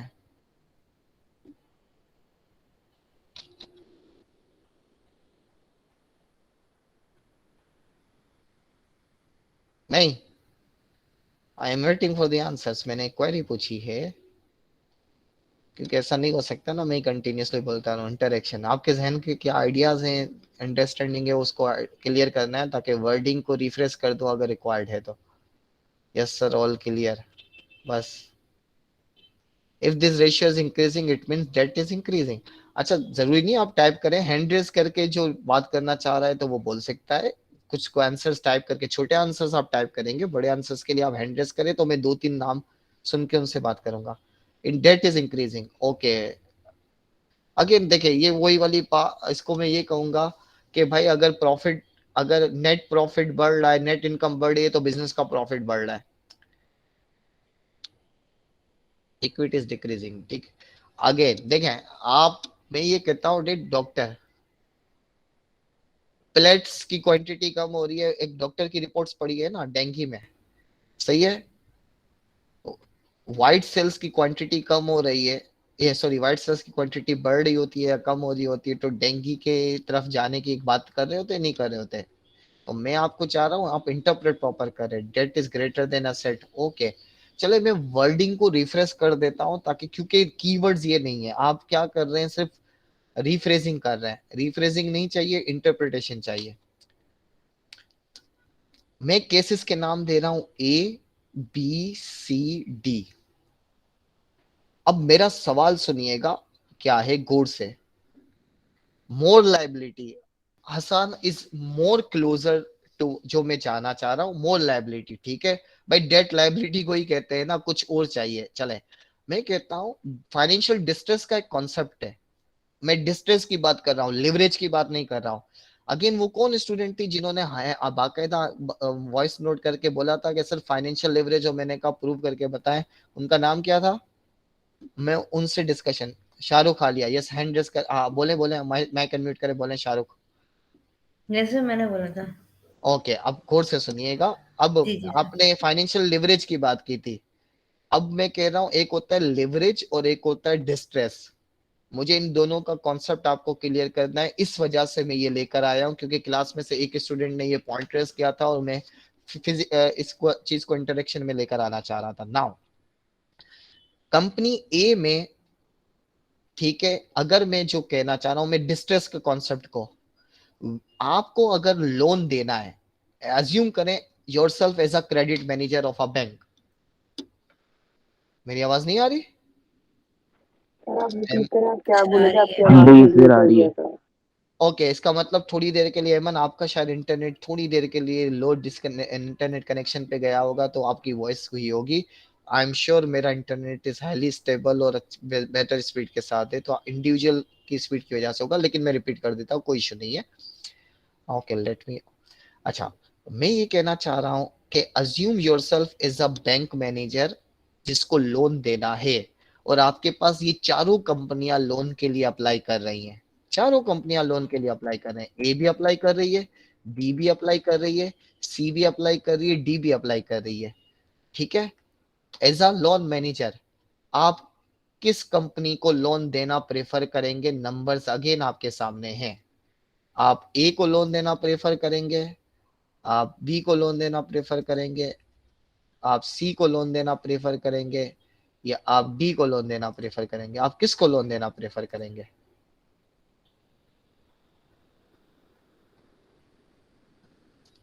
मुस्तफा ए को लोन देंगे, बाकी भाई पैसे संभाल के रखे, हम लोन ही क्यों दें, हमारा बैंक बैंकरप्ट हुआ है, उसके पास फाइनेंसिंग ही नहीं है पैसे देने के लिए। बाकी भी तो बोले ना, बाकियों के पास फंड ही नहीं है इन्वेस्ट करने के लिए। ओके उरुज सी, गुड। मुझे ये आंसर चाहिए थे ना, ताकि मुझे क्लास के परसेप्शन का आइडिया हो और वर्ड एडजस्ट कर दो। शाहरुख आप भी सी को देंगे, गुड। बी, वाओ, मैं कह रहा हूं चारों ने लोन के लिए अप्लाई किया है। अजहर अली साहब, ठीक है, गुड। देखेंगे चारों ने लोन के लिए अप्लाई किया है, और आप ये कह रहे हैं ये स्टिल देख लें, आई एम श्योर। मुझे ये ओके सारा शोएब ए से बी पे आ गई, शाहरुख सी पे हैं, उरुज सी पे, मुस्तफा नदीम ए पे है। बाकी के हर हमें बैंक की जॉब ही नहीं करनी, क्या करेंगे? ऐसा ही है भाई, आंसर दें। बाकी कम इस वक्त 38 स्टूडेंट्स मौजूद हैं और सिर्फ 4 स्टूडेंट ने रिस्पॉन्ड किया है। इसका मतलब ये हुआ कि बाकियों को या तो आइडिया सी, गुड। ए देखिए मुझे आंसर्स का पैटर्न चाहिए, गुड। ए, शाहरुख ए, आंसर चेंज ना करें काइंडली, ठीक है, शुरू से अपने आंसर को कंसिस्टेंसी दिखाएं। देखिए जिनको आता है वो खामोश थे, इसका मतलब मैं ये कहूं। प्रिंजू सी पे आ गई, ओके, इसका मतलब बाकियों की हालत बुरी थी आईबीएफ में, कोई मसला नहीं। प्री रेक कोर्स के लिए आपने एक्स्ट्रा रीडिंग नहीं की है। I just joined, there is no electric, I just came, please look into attendance। और देख लेंगे, और जब आप रिकॉर्डिंग की बात करेंगे उस वक्त बात करेंगे। मैं फिर नो नीड टू ने सर अब इतना याद नहीं, इसीलिए तो मैं रिवाइज कर रहा हूँ रमजा, इसीलिए मैं रिवाइज कर रहा हूँ। Okay let me give the proper answer. Majority ने ए पर है, आंसर नजर आ रहे हैं ज्यादातर ए हैं, लेकिन बी और सी वालों को मुझे क्लियर करना है। हम क्यों ए को प्रेफर करेंगे एज अ बैंक मैनेजर? क्यों? क्योंकि देखें, as a loan manager debt management की बात करते हैं तो हर कोई ये चाहेगा कि उसका पैसा वापस मिले। डेट रीपेइंग एबिलिटी किसकी वीक होगी? अब मैं आपसे सवाल, जिन्होंने बी या सी लिखा था, डेट रीपेइंग एबिलिटी किसकी वीक होगी? किसकी वीक होगी? Weak weak, again answer weak, D की। ठीक है, डी की वीक क्यों होगी? इसलिए वीक होगी क्यों? क्योंकि उसका पहले से लोन है 400 का और उसको वो और लोन अप्लाई करते हैं, तो इसका मतलब डेट रीपेइंग एबिलिटी किसकी वीक है? वीकर इन डेट रीपेइंग एबिलिटी। तो जो भी लोन देगा वो बोलेगा भाई आप प्रॉफिट करो, अर्न करो, मुझे इससे गर्ज नहीं है, मुझे पैसे वापस जल्दी दे सकते हो, नहीं दे सकते तो लोन देने से पहले रिस्कीनेस। इसका मतलब लोन के लिए रिस्कीनेस नजर आ रही है, riskiness in getting back loan, loan वापस करने के लिए आपको रिस्कीनेस नजर आ रही है डी में। तो डेट मीन्स आप डी को प्रेफर नहीं कर रहे होंगे, तो आप किसको, किसकी डेट रीपेइंग एबिलिटी है? ए का तो कोई लोन ही नहीं है, उसके तो आप अकेले ही लोन लेने वाले होंगे ना, तो आप चाहेंगे भाई ए को ही लोन दे, बी को भी दे ना देंगे, prefer relatively comparatively which one is best candidate, ideal candidate to give loan. अब मैं ये कहूंगा, तो जिन्होंने आई थिंक बी और सी आंसर दिया था वो अब ए पे कन्वर्ज हुए नहीं हुए? जिन्होंने बी या सी आंसर दिया था उनको आइडिया हो रहा है मैं क्या कहना चाह रहा हूं? ओके, तो अच्छा, अब इसका मतलब जब डेट टू एसेट की बात करते हैं तो डिस्ट्रेस की बात हो रही है, फाइनेंशियल डिस्ट्रेस, यानी D is more financially distress than A. Agree करते हैं? क्योंकि पैसे वापस करने का वक्त आएगा तो डी के साथ मसले मसाइल होंगे, यार पैसे नहीं है वगैरह वगैरह। ए बोलेगा भाई खाली हमें आप ही को पैसे देने, किसी और को पैसे देने नहीं है, और बैंक ये देख रहा होगा नहीं देख रहा होगा। यानी डेट मींस आपको फाइनेंशियल डिस्ट्रेस वाली बात करनी चाहिए, लोन रीपेमेंट एबिलिटी वाली बात करनी चाहिए। आप जो कह रहे थे ना डेट टू एसेट रेशियो का मतलब क्या है, जो मैंने आपसे पूछा था, तो इसका मतलब इस बात को इंटरप्रेट कैसे, जितना ज्यादा डेट होगा उतनी ज्यादा लायबिलिटी होगी। भाई उस लायबिलिटी का इम्पैक्ट कहां पड़ेगा? दूसरों पे, स्टेक होल्डर पे। स्टेक होल्डर उसको कैसे परसीव कर रहा है, जो लोन देने वाला या इन्वेस्टर है उसको कैसे देख रहा है, तो वो फाइनेंशियल डिस्ट्रेस की बात कर रहा होगा, लोन रीपेमेंट एबिलिटी की बात कर रहा होगा। तो इसका मतलब यस, सारा शोएब यस पूछे। सर मेरा ये क्वेश्चन है, जैसे कि आपने कहा था ना कि ideal person to give the loan is A, लेकिन हाँ, सर एक तौर से चलो आइडियल पर्सन तो है, बट उस एक तौर से हम क्या कहते हैं, उसकी कोई पास्ट वो भी तो नहीं है कि उसकी रीपेइंग एबिलिटी कितनी होगी, या फिर उसकी पास्ट हिस्ट्री भी तो नहीं है ना विद लोन। जैसे कि बी और सी में हिस्ट्री है, बी चलो आप कह दें अगर हम उनको लोन, सी को अगर हम लोन देते हैं तो वो 50% से ज्यादा डेट हो जाएगा, अगर हम बी को लोन देते हैं तो उसका 50% loan to debt I got your ratio. Point, I got your point. अब मैं ये कहता हूँ, अब देखें आप अभी हैं फाइनेंस के दूसरे, पहले कोर्स आईबीएफ के बाद फाइनेंशियल मैनेजमेंट के दूसरे कोर्स है। फाइनेंस के इलेक्टिव के अंदर एक कोर्स होता है AFS, analysis of financial statement. इसके अंदर हम पूरा क्रेडिट एनालिसिस करते हैं कि how a bank manager credit analysis. Credit analysis में कुछ न्यूमेरिकल इंडिकेटर्स होते हैं, क्वांटिटेटिव इंडिकेटर्स होते हैं, कुछ क्वालिटेटिव इंडिकेटर्स होते हैं। ठीक है, मैं अभी सिर्फ और सिर्फ क्वांटिटेटिव इंडिकेटर्स की बेसिस पे बात कर रहा हूं, but very good point, excellent point कि यस। आपका नाम वापस बताएं, कौन क्या थी, कौन थी? सारा शेख। श्योर, ओके ठीक है। मैं क्लास पार्टिसिपेशन में ये बात अपने पॉइंट से नोट कर लूं कि yes there are some qualitative indicators also. Practical real life scenario में हम उनको भी इनकॉर्पोरेट कर रहे होते हैं, but right now my perspective was on the basis to decide on the basis of numbers. हम कोई credit worthiness, but yes this is one of the point कि कंसीडर करते हैं। तो आप रीजन अगर दे रही हैं कि मेरे लिए बी है और ए नहीं है, रीजन इसकी कोई क्रेडिट हिस्ट्री नहीं है, तो आई डाउट कि वो पास्ट में पैसे देगा भी या नहीं देगा। बट इन टर्म ऑफ, अगर मैं आपके क्वालिटेटिव इनसाइट्स को साइड पे रखने की बात कहूं और आपसे ये पूछूं कि विच इज बेस्ट कैंडिडेट, तो फिर तो आपका आंसर ए होगा। बट यस अगर आप उसकी क्रेडिट प्रोफाइल की बात कर रहे हैं, पास्ट एक्सपीरियंस की बात कर रहे हैं, तो yes you are going to consider कि यस फिर ए पे डाउट आएगा। बट इसका मतलब ये नहीं है कि ए, जब तक एक इंफॉर्मेशन आपके सामने मौजूद ही नहीं है तो इनकम्प्लीट इंफॉर्मेशन की बेसिस पे आपका आंसर होना चाहिए कि सर ए भी हो सकता है, बी भी हो सकता है, मुझे और डेटा चाहिए। आपको मुझसे ये सवाल पूछना चाहिए, ठीक है, कि सर मेरे लिए ए और बी दोनों बेहतर हैं, how to do a financial analysis, मैं उसकी तरफ जा रहा हूँ। आप सबने रेशियो पढ़ा हुआ है, तो आप इंफॉर्मेशन इंक्रीज इंसर्ट ले रहे होते हैं। प्रैक्टिकली रियल लाइफ सिनेरियो में क्या होता है, आप मांगते हैं भाई डेटा लेकर आओ, इसकी ये चीज आप सबमिट कराएं, ये डॉक्यूमेंट सबमिट कराएं, हम उसको स्टडी करने के बाद आपको जवाब दे रहे होंगे, ठीक है। लेकिन on the basis of available information, अगर सिर्फ क्वांटिटेटिव है तो यस ए है, अगर क्वालिटेटिव है तो आप अब स्टिल बी पे नहीं जाएंगी, आप कहेंगी कि भाई ए की भी मुझे प्रोफाइल देखनी है, बी की भी प्रोफाइल देखनी है, और देन डिसाइड करना है कि विच one is better. I hope got your सारा, ठीक है। नाउ मुस्तफा, ओके लिख दें, काफी है। Mustafa yes, mike you unmute करके पूछें। मुस्तफा आपने हाथ उठाया था, पूछें। नहीं पूछना कुछ, आगे बढ़ू? सर बाय मिस्टेक हो सर गया मेरी था। आवाज आ रही है? हाँ हाँ आ रही है, पूछें। सर मैं बोल रहा हूँ, आपने अभी जैसे बताया कि क्वालिटेटिव एस्पेक्ट से हमने देखा कि ए जो है डेट उसका बिल्कुल भी नहीं है, तो हमने उसको इसलिए डिसाइड किया कि हम उसको लोन देंगे। हाँ लेकिन हम क्वांटिटेटिव एस्पेक्ट से देखें तो उसका एक कॉन्सेप्ट ये भी आता है कि वो टारगेट कैपिटल स्ट्रक्चर वो एग्रेसिव है मार्केट में, मतलब 100% इक्विटी मॉडल पे अपना हाँ बिजनेस रन कर रही है, तो हम हाँ इसलिए भी तो उसको डेट देंगे।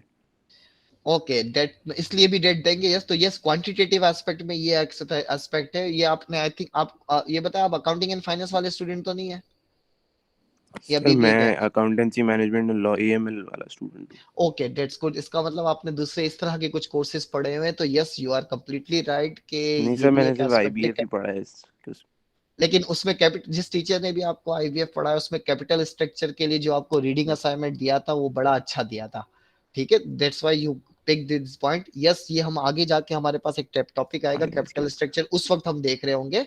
तो yes, this is one of the thing के हम ये आइडेंटिफाई कर रहे होते क्वांटिटेटिव एस्पेक्ट से, लेकिन उस पर इंडस्ट्री नॉर्म्स देखे जाते हैं कि वो जिस इंडस्ट्री में, अब मैं ये कह रहा हूँ कि आपको ये देखना होगा कि अगर सीमेंट इंडस्ट्री वाला लोन के लिए अप्लाई कर रहा है, फार्मा वाला लोन के लिए अप्लाई कर रहा है, या कोई मैन्युफैक्चरिंग कोई और इंडस्ट्री का लोन के लोन के लिए अप्लाई कर रहा है, तो वहां पे इंडस्ट्री का नॉर्म क्या है। तो यस, ये भी हम देख रहे होते हैं वो क्वांटिटेटिवली कि उस इंडस्ट्री में कैपिटल स्ट्रक्चर क्या है। एग्रेसिव पॉलिसी या रिग्रेसिव पॉलिसीज वगैरह वाली बात अभी थोड़ा सा इस कोर्स के स्कोप से थोड़ा सा आगे की बात है, but yes you are completely right. Okay, नाम का आपका भी क्या था, मुझे सिर्फ बता दें।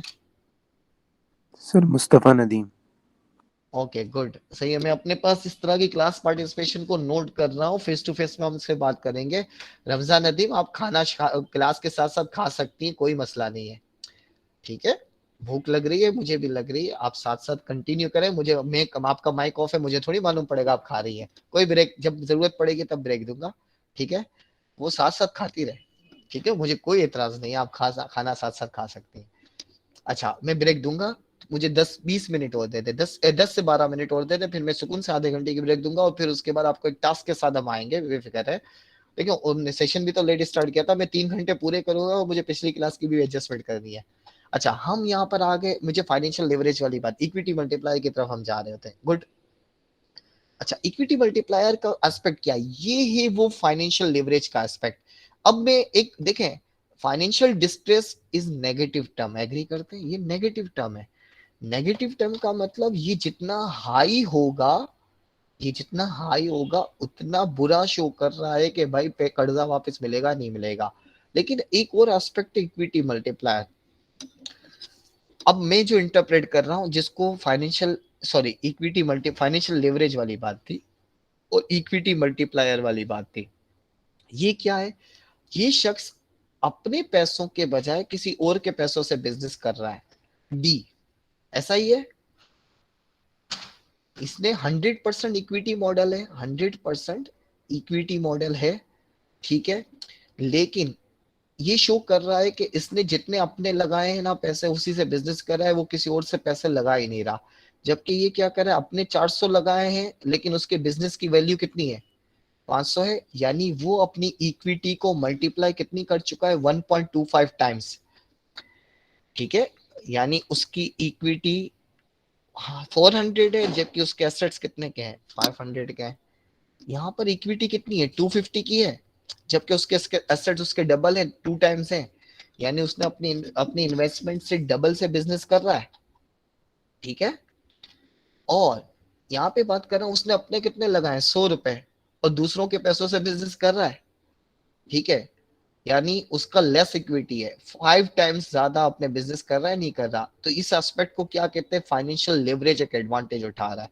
ऑल्दो फाइनेंशियली डिस्ट्रेस है, लेकिन एक फाइनेंशियल लेवरेज अपनी इक्विटी मल्टीप्लाई कर रहा है। और इसका इम्पैक्ट क्या हो रहा है, इसका इम्पैक्ट ये हो रहा है कि अगर मैं इसी डेटा पे बात करूं कि ये जो डेटा दिया था, इसी डेटा में अगर मैं ऐड कर देता हूं इक्विटी, और अब इक्विटी देखें, इसकी इक्विटी की अगर मैं बात करता हूं तो इसकी इक्विटी कितने की है 200 की है, और इसकी इक्विटी कितनी है, इसकी भी इक्विटी 200 की है। तो इसका मतलब ये 4 नंबर मेरे पास मौजूद हैं, और इन 4 नंबर्स की बेसिस पर, ठीक है, इक्विटी मल्टीप्लायर ये बात क्या शो कर रहे हैं, इसने अपने कितने रुपए लगाए 200, लेकिन इसके एसेट्स कितने हैं 5 टाइम्स है। ओके सॉरी, मुझसे इसको 200 के बजाय इसको मैं 400 अगर कर दूं, यस, हाँ एक चीज मैं नंबर्स थोड़े अच्छे कर देता हूँ ताकि जो मैं टारगेट चाह रहा हूँ ऑब्जेक्टिव डिस्कशन पे वो क्लियर हो जाए।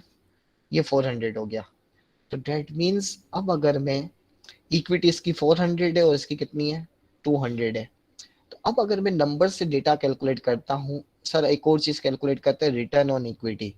तो ये डेटा के लिहाज से बात करते हैं, मुझे इसको ज्यादा ना करना पड़े, let me adjust this data, ये वाला नहीं सॉरी, ये वाला डेटा कॉपी करके, ताकि मैं यहाँ पे आपको अच्छे तरीके से डिस्कस कर लूं।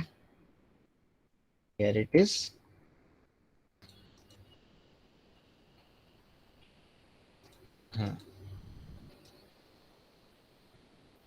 Okay so yes here it is. वापस आ जाते हैं हम, डिड आई गॉट डिस्कनेक्टेड, मैं थोड़ी देर के लिए डिस्कनेक्ट हुआ था, but I think I am now okay, yes. हाँ हम यहाँ पर आ जाते हैं, यस। तो हियर इट इज, अच्छा ये अब डेटा मौजूद है मेरे पास, और इस डेटा के लिहाज से अगर मैं बात करता हूँ, एक मिनट मुझे इस पे ही एडजस्टमेंट करनी थी, तो यही मैं दे देता हूँ, ये डेटा मौजूद है, ओके। तो अगर मैं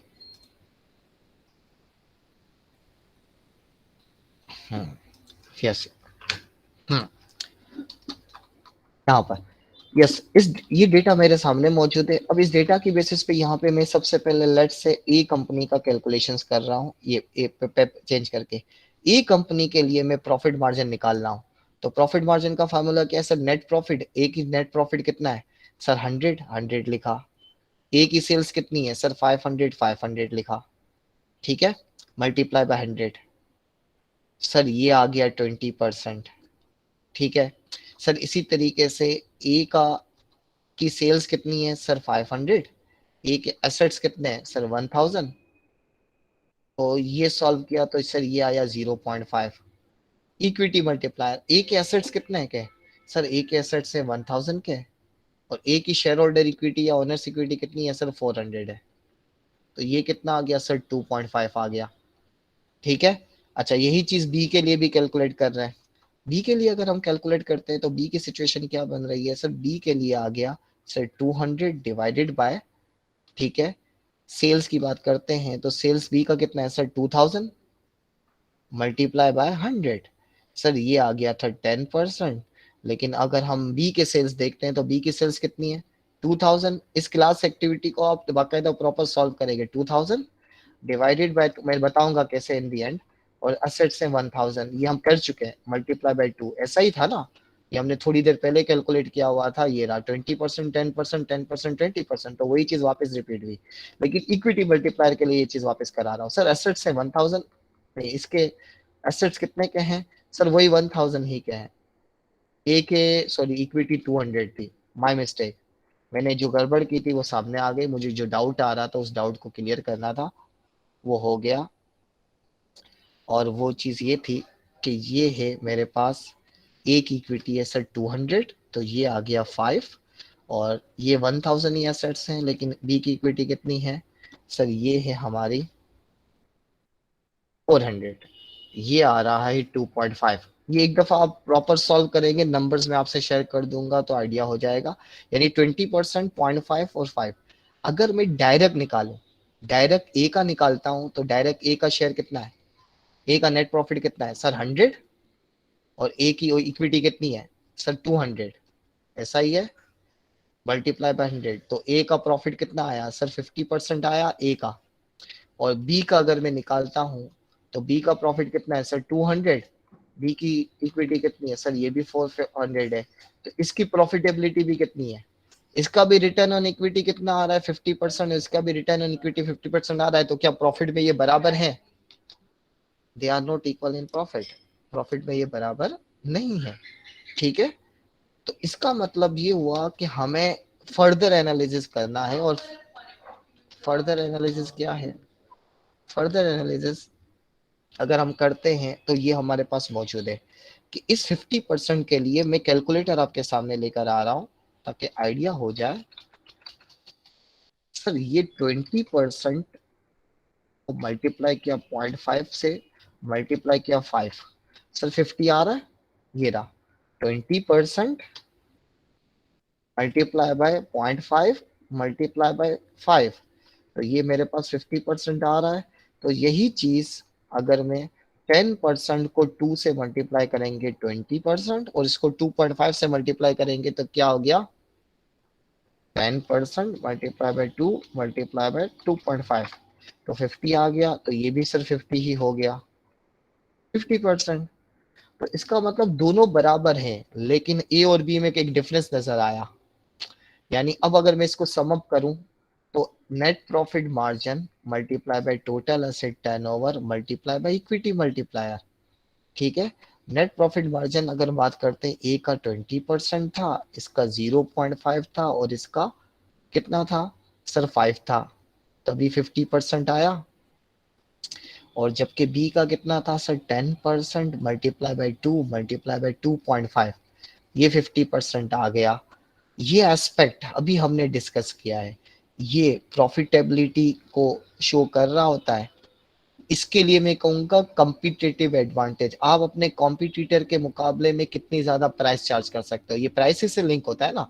मार्केट शेयर के लिए तो क्वांटिटी को देख रहे होते हैं, तो ये प्राइस से लिंक कर रहा है। तो यानी आपके पास दूसरों के मुकाबले में ज्यादा मार्जिन रखने की एबिलिटी है, या दूसरों के मुकाबले में ज्यादा मार्जिन रखने की एबिलिटी नहीं है। तो ये चीज प्रॉफिटेबिलिटी को शो करे। Which is better, A is better in margin, यानी they can charge more than their competitor अपने प्राइस के लिहाज से। ठीक है, ये इसका मतलब आ गया। But in term of efficiency, in term of efficiency, in term of efficiency, तो बी की देखा जाए एक्टिविटी रेशियो ज्यादा है नहीं है, बी का मार्केट शेयर समहाउ ज्यादा था नहीं था। यानी बी अपनी प्रॉफिटेबिलिटी को मल्टीप्लाई टर्नओवर से कन्वर्ट कर रही है ज्यादा शेयर के तौर पे, जबकि उनका फाइनेंशियल डिस्ट्रेस भी समहाउ कम है। यानी ए समहाउ अपने देखा जाए प्रॉफिटेबिलिटी कम है, उसने कम पैसे लगाए हैं, सही है, ए ने अपने कम पैसे लगाए, ए का इक्विटी मल्टीप्लाई किया, ए फाइनेंशियली डिस्ट्रेस में भी है, ए फाइनेंशियली डिस्ट्रेस में भी है, और उसकी प्रॉफिटेबिलिटी भी क्या है वीक है, उसका सिर्फ प्रॉफिट मार्जिन ज्यादा है। जबकि बी की देखा जाए ऑपरेशनल एक्टिविटी भी अच्छी है, और उसका फाइनेंशियल डिस्ट्रेस भी क्या है लो है। तो इसका मतलब कुछ एस्पेक्ट इक्वी प्रॉफिटेबिलिटी पर्सपेक्टिव में बी देखा जाए तो रिस्की नहीं है, जबकि ए रिस्की ज्यादा है। ए रिस्क उठा के प्रॉफिट जनरेट कर रहा है, जबकि बी कम रिस्क उठा के प्रॉफिट जनरेट कर रहा है। तो आई होप ये स्टोरी का एक बेसिक आइडिया हो गया होगा। आई नो अब फोकस कंटिन्यूसली एक चीज ज्यादा होने की वजह से फोकस मेंटेन करना नहीं हो रहा होता। मैं सिर्फ आपके लिहाज से एक चीज ये कर रहा हूँ, अब high risk high return good, yes आप ये कह सकते हैं। तो Mustafa Nadeem, yes you are right कि समहाउ ए ने अपनी प्रॉफिटेबिलिटी इंक्रीज तो की, लेकिन रिस्क उठा के इंक्रीज की। तो ऑल्दो ये 50% है, लेकिन क्वालिटेटिव इनसाइट कंपोनेंट बेसिस पे बात करते हैं तो ये वाला रिटर्न ऑन इक्विटी इतना पावरफुल नहीं है जितना ये वाला रिटर्न ऑन इक्विटी पावरफुल है। रीजन क्या है, सब component, that means we are dissecting the profitability। ठीक है, हम प्रॉफिटेबिलिटी को डायसेक्ट करके उसको एक्सप्लोर कर रहे हैं। तो ये रिटर्न ऑन इक्विटी को हमने जिस तरीके से वहां पे मैंने क्या किया हुआ था, ये एक्सटेंडेड रिटर्न ऑन एसेट को दो कंपोनेंट में हमने कंपेयर किया हुआ था, ये रहा नेट प्रॉफिट मार्जिन और टोटल एसेट टर्नओवर। इसी तरीके से यहाँ पर मैं एक्सटेंडेड रिटर्न ऑन इक्विटी के 3 कंपोनेंट देख रहा हूँ और वो डिस्कस कर रहा हूँ। अब ये बहुत से डिफरेंट मैनिपुलेशन हो सकती है। वो मैनिपुलेशन क्या होगी, 1 डिवाइडेड बाय, ठीक है, 1 divided by 1 minus debt to equity ratio. Debt to equity ratio से भी आंसर आपके पास घूम फिर के वही आएगा। यानी ये जो मैंने एक लेवरेज वाली एग्जांपल दी हुई थी, ये देखा जाए तो 1/1 माइनस 0, तो आंसर 1 ही आ रहा होगा। 1/1 माइनस 20%, 0.2, तो 1/0.8 आ रहा होगा, तो यही नंबर आ रहा होगा। तो ये भी एक तरीके से इक्विटी मल्टीप्लायर का डेट मैथमेटिकल मैनिपुलेशन की बेसिस पे एक बेसिक फार्मूला है। ठीक है, तो मैं अब ब्रेक दे रहा हूँ, ये सेशन एंड कर रहा हूँ। दूसरी रिकॉर्डिंग में आपको इस वक्त 10:45 हो रहे हैं, 11:11 पे शेयर करूंगा। अगर कोई क्वेरी है तो पूछ ले। किस जिस हैंड, यस, पूछे पूछे पूछे। आपके पास अगर फॉर्मूला शीट है तो आप वो दे सकते हैं ताकि हमें फॉर्मूला वापस याद आ जाए तो हम थोड़ा बहुत okay, let me share this. ये आपके सामने एक चीज मौजूद है, ये रही। आप इन स्लाइड्स को गो थ्रू करें, इस पे पूरे फार्मूलाज मौजूद है। ठीक है, साल बहुत से रेशियोज के फार्मूलाज मौजूद है, लेकिन ये आईबीएफ पर्सपेक्टिव। ओके, मैं आउट हो गया। ठीक है, सेशन ये क्या आ गया, ये सिचुएशन ये आ गई। लॉगिन कर लेते हैं। यू आर लॉगिन ऑलरेडी, ठीक है, कैंसल। हाँ, यहाँ पे ये देखें, ये जो स्लाइड्स है ना, इन स्लाइड्स के अंदर अगर आप जाएंगी तो ये आपको पहले से मेरे पास देखें एलएमएस और स्मार्ट्स वगैरह के आईडी कल तक भी आई थी, तो डेट्स वाई ये मैं पहले से शेयर नहीं कर सका, बट ये सारे रेशियोज फार्मूलाज मौजूद हैं। ठीक है, डिफरेंट। ये देखें, return on asset, return on equity calculate करने के लिए इस तरीके से डुपॉन्ट एनालिसिस, फाइनेंशियल प्लानिंग के तौर पे अगर हम बात कर रहे होते तो किस तरीके से आ रहा होता है। ठीक है, एनालिसिस, रिसीवेबल टर्नओवर, सारे रेशियोज ये सारे मौजूद है स्लाइड्स में। तो आई होप आप यही पूछना चाह रही है, ये सब मौजूद है, नो नीड टू वरी। आप मटेरियल को एक्सप्लोर करें, मेरा आपको मटेरियल अच्छा खासा मौजूद है, और ये मैं वीक वाइज इतना होगा, सब मौजूद होगा। और लुजनेस वे में स्लाइड्स है, इसको एक्सप्लोर करें। और अगर आप सिंपल वाली स्लाइड्स की तरफ जाना चाहते हैं तो यस, ये वाली स्लाइड्स मौजूद हैं। इसके अंदर भी देखा जाए तो मैंने जो wording, vertical analysis, ratio analysis, horizontal analysis, ये सारी एक सैंपल स्लाइड्स मौजूद है, इनको गो थ्रू कर लीजिएगा। ये सारे एक्टिविटी रेशियोज, ये सारे इसके आगे सारे रेशियोज कैलकुलेट करके दिए गए हैं। करंट रेशियो, ये तो सर रिव्यू वाली चीज है। तो ये सब equity ratio, net to asset ratio, profit margin ratio, ये सारे अर्निंग पर शेयर की जरूरत पड़ रही होगी हमें, तो उसको भी हम डिस्कस कर रहे होंगे। मैं आईबीएफ को ये मैंने समझ लिया, आईबीएफ का पूरा इस वक्त रिव्यू लिया है मैंने रेशियो का। अब हम केस स्टडीज की तरफ जाएंगे। मैं जो नेक्स्ट पे जाऊंगा, आपको मैं एक और काम कर रहा हूँ। ब्रेक 20 मिनट की है, जब मैं सेशन एंड करूंगा तब 20 मिनट स्टार्ट होंगे, लेकिन मैं ठीक इसके आऊं तो आपके पास 10-15 मिनट के लिए ये बेहतर है कि आप कॉम्प्रिहेंसिव प्रॉब्लम 1 रीड करके आएंगे। आप कॉम्प्रिहेंसिव प्रॉब्लम 1 रीड करके आएंगे सीधे 11:15 पे। ठीक है, 11:15 पर कॉम्प्रिहेंसिव प्रॉब्लम रीड करके आएंगे, जिसमें से 10 मिनट शाहरुख, जिसमें से 10 minute will be for reading and 20 minutes आपके रिलैक्स रहने के लिए होंगे। ठीक है, तो मैं 11:15 पर आपसे दूसरा लिंक शेयर करूंगा, और दूसरा सेशन आई थिंक 45 मिनट्स या 50 मिनट्स का होगा, इससे ज्यादा का नहीं होगा। नुशरा, यस पूछें। Session technical.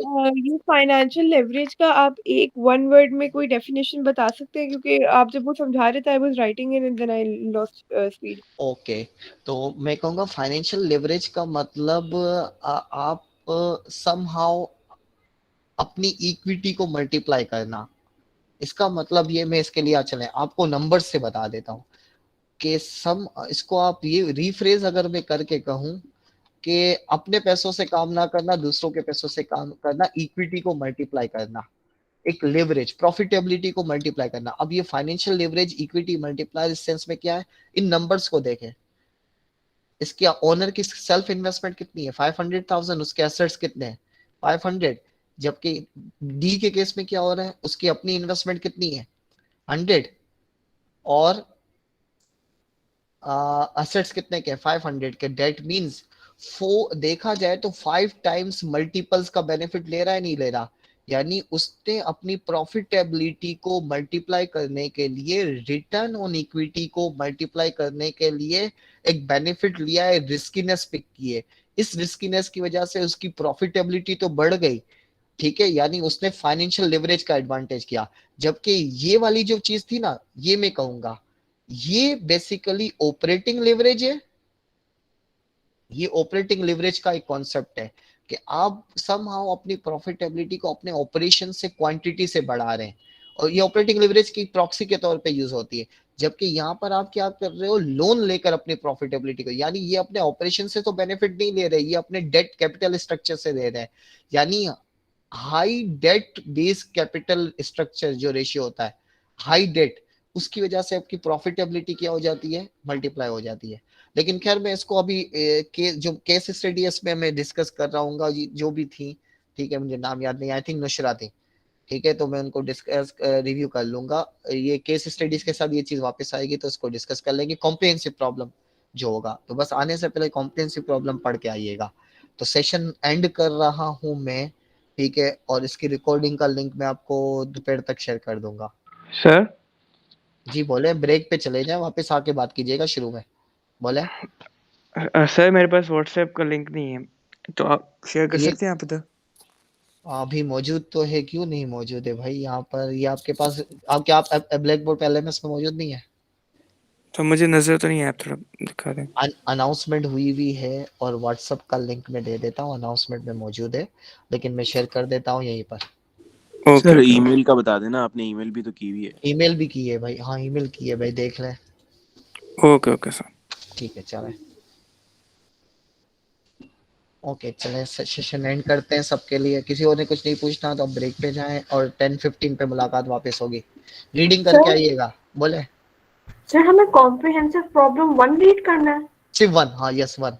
ओके अगर रीड करके नहीं भी आते तो 5 मिनट शुरू में इसी में रीडिंग में चल रहे होंगे, लेकिन मैं तेजी से आगे बढ़ूंगा, ठीक है। Okay sir.